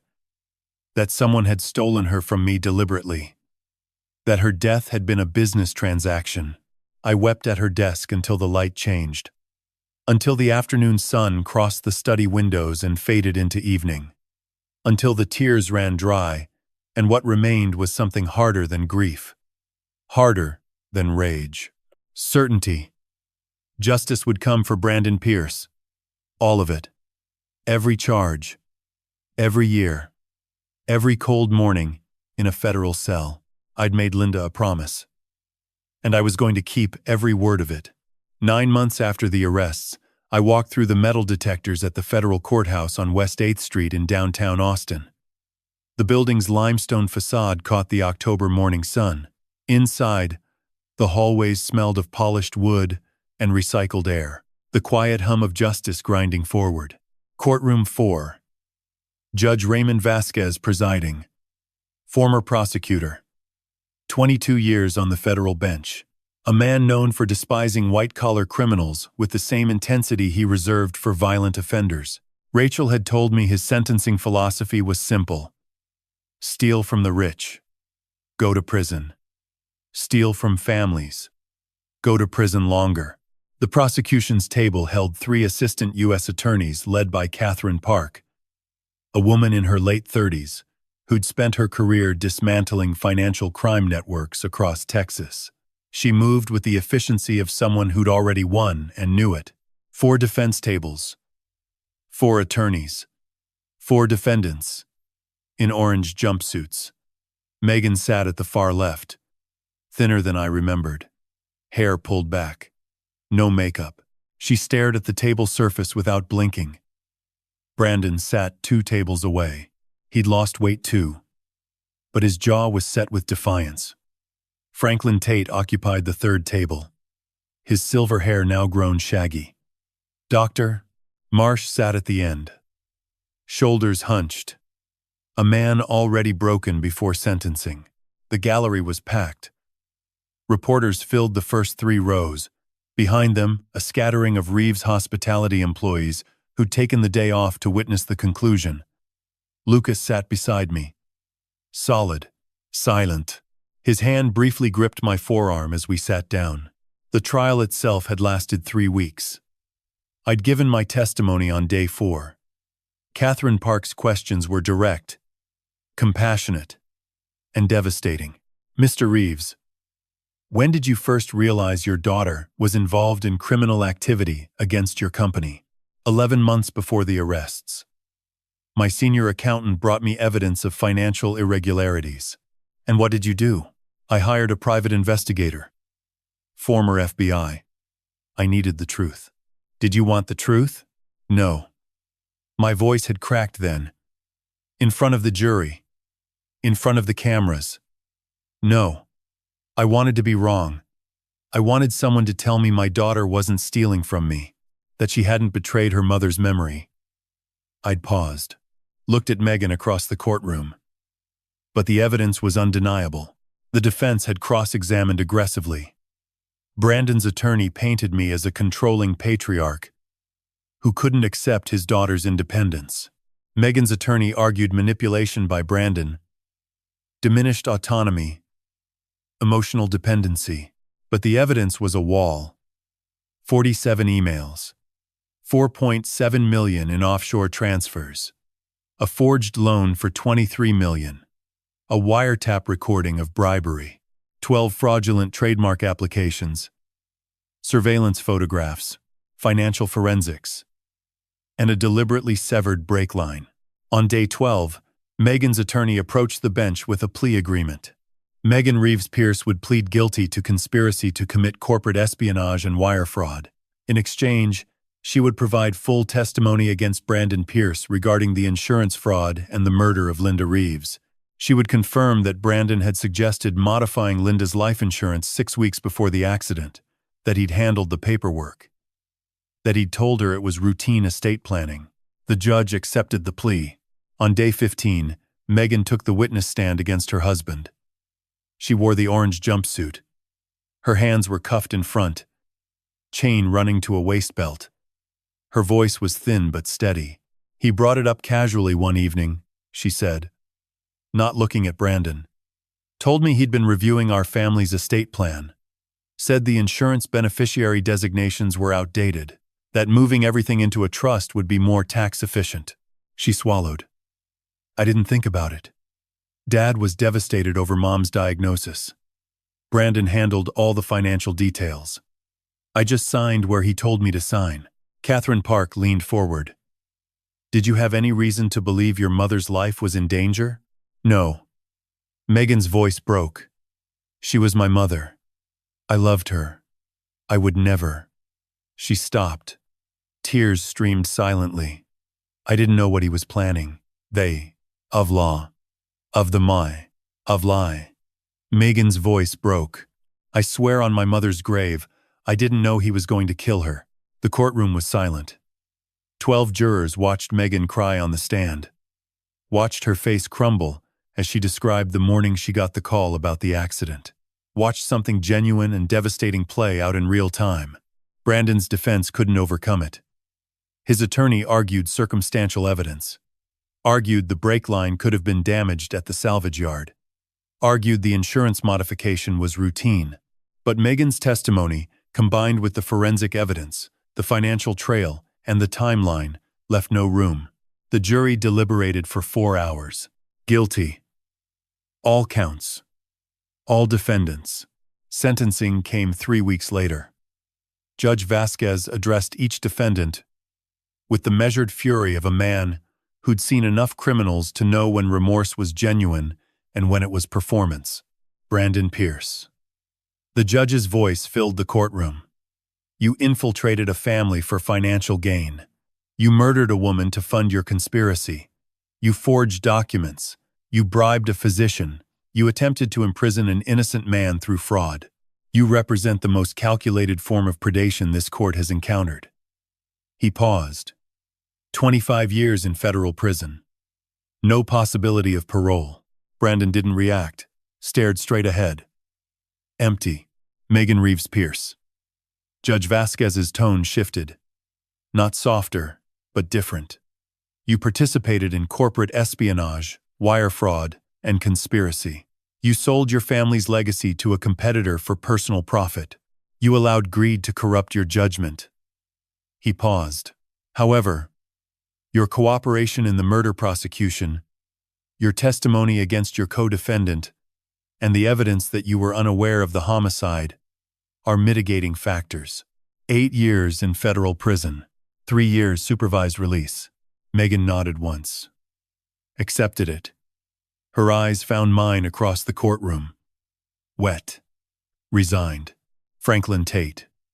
The judge turned his attention to the silver-haired CEO. You purchased stolen trade secrets. You weaponized them against a competitor. You financed a criminal conspiracy. 10 years federal prison. Additionally, Tate Grill Ventures is hereby forfeited under RICO statutes as an instrumentality of crime. Tate's attorney objected. The judge overruled without discussion. Dr. Alan Marsh, you betrayed your medical oath. You accepted a bribe to fabricate a diagnosis that would have imprisoned an innocent man. 6 years federal prison. Medical license permanently revoked. Marsh wept openly. His attorney placed a hand on his back. The judge showed no sympathy. The gavels struck. Marshals moved in. One by one, the defendants were led toward the side exit. Megan stood last. The chains clinked softly as she turned. I'm sorry, Daddy. Her voice carried across the silent courtroom. Small, 5 years old again. The girl on the horse. The girl stirring salsa verde. The girl who'd believed her father could fix anything. I looked at her. My daughter. 8 years ahead of her in a federal cell. 35 years old. She'd be 43 when she walked out. If she walked out the same person, I didn't nod. Didn't shake my head. Didn't offer absolution or condemnation. Just looked at her. Let her see that I was still here. Still standing. Still the father she'd tried to destroy. Then, I turned away. Lucas touched my arm. Let's go home, Dad. I stood. Straightened my jacket. Walked out of courtroom 4, into the limestone hallway, where the October sun slanted through high windows. Walked past the reporters and their questions. Past the cameras. Past the microphones thrust toward my face. Out the door. Into the Austin morning. Into whatever came next. Yes, I said to Lucas as we descended the courthouse steps. Let's go home. 14 months after the dinner at the ranch, I stood at my corner office windows on Congress Avenue, watching Austin wake up below. Morning traffic, between limestone buildings and live oaks. Construction cranes along the skyline, the Colorado River catching early sun like liquid amber. Reeves Hospitality had posted its strongest quarter in company history. Revenue up 31%. 7 new locations opened across Dallas, Houston, Phoenix, and Denver. 2,800 employees now. The test kitchen expanded. The original flagship renovated. A new training academy established for line cooks and managers. Lucas had been named Chief Operating Officer 4 months ago. The applause at his announcement lasted 3 full minutes. He'd earned it. 17-hour days through the trial. Holding the company together. When the news broke, becoming the leader Linda always knew he'd be, Patricia Gomez was now Vice President of Finance. 18 years of loyalty rewarded with the title she'd deserved for a decade. Still first to arrive. Last to leave. Still keeping the books with the meticulous care Linda had taught her. On my desk sat Linda's photograph. Our 30th anniversary. Laughing. Head tilted back. Eyes crinkled. Alive, in that frozen moment. Beside it, an envelope. Plain white. Institutional. FCI. Fort Worth. Inmate number 51847-013. Megan A. Reeves Pierce. The letter had arrived 3 days ago. I'd read it 3 times. Dear Dad, I don't expect you to read this. I lost that right the night I sat across from you at Mom's table and told you to sign your life away. I've been at Fort Worth for 6 months. Every morning the first thing I think about is Mom, her hands teaching me to ride whiskey. Her voice singing in the kitchen. The way she looked at you like you were the only person in any room. I told myself I was taking what I deserved. Those were lies. Brandon didn't make me steal from you. He made it easier. He gave me permission to do what I already wanted to do. But the wanting was mine. The greed was mine. The choice was mine. God forgive me for what I did to you. God forgive me for what I didn't see about Brandon. And God forgive me for believing that money was worth more than my father's love. I'm not asking for forgiveness. I just needed you to know I understand now. I understand what I destroyed. I love you, Dad. Even when I acted like I didn't. Megan. The first time I read it, I felt anger. She'd called me incompetent. Tried to steal everything Linda and I built. 6 months in prison didn't erase that. The second time, grief. Not for Megan the criminal. For Megan the girl. 5 years old on whiskey's back. The teenager who brought me coffee every morning. The young woman who cried real tears at Linda's funeral. The third time, something without a name. Between forgiveness and acceptance. In the space between love and consequence, I picked up a pen. Wrote 2 words on a blank page. Dear Megan. Stopped. What could I say? That I forgave her? I didn't. That I understood? I couldn't comprehend how the daughter I raised could have done what she did. That I still loved her? Maybe. But love wasn't absolution. I wrote one more line. I read your letter. Folded the paper. Sealed it. Set it in my outbox. Not forgiveness. Not condemnation. Just acknowledgement. The tiniest thread still connecting a father to his daughter across the distance of choices and consequences. Maybe one day I'd write more. Maybe one day I'd visit. But not today. A knock at the door. Lucas stepped in. Tablet in hand. Dad. The architects for Denver just arrived. Ready? I looked at Linda's photograph. At her smile. At the legacy that had survived. Betrayal. Theft. Murder. And the breaking of a family. I kept my promise, sweetheart. I said quietly. Every single one. I stood. Walked toward my son. Ready to build. Lucas grinned. We already have, Dad. We walked down the hallway together. Past photographs of every Reeves location from the first restaurant in '94 to the newest in Phoenix. Past Linda's portrait in the main corridor. Past Patricia's office where the books balanced perfectly. Into the future. Looking back on everything, I see a man who chose between love and justice. Between protecting his daughter and protecting what his wife built. God gave me the strength to make that choice. He gave me patience to wait 11 months. He gave me clarity to see that protecting others sometimes means prosecuting those closest to you. If you face betrayal from someone you love, remember this.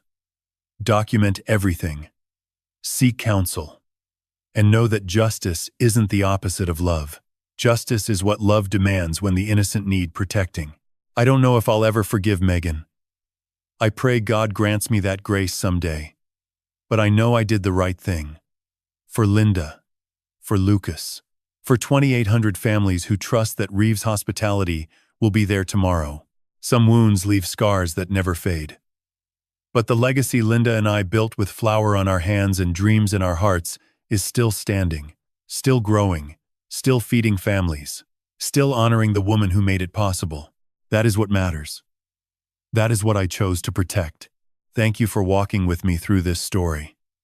If it touched something in you, I'd love to hear your thoughts. Drop a comment below. Tell me what you would have done. Would you have gone through with it? Could you have watched your own child walk into handcuffs? If you'd like to hear more stories like this, consider subscribing so you don't miss what comes next. Until then, take care of the people who matter.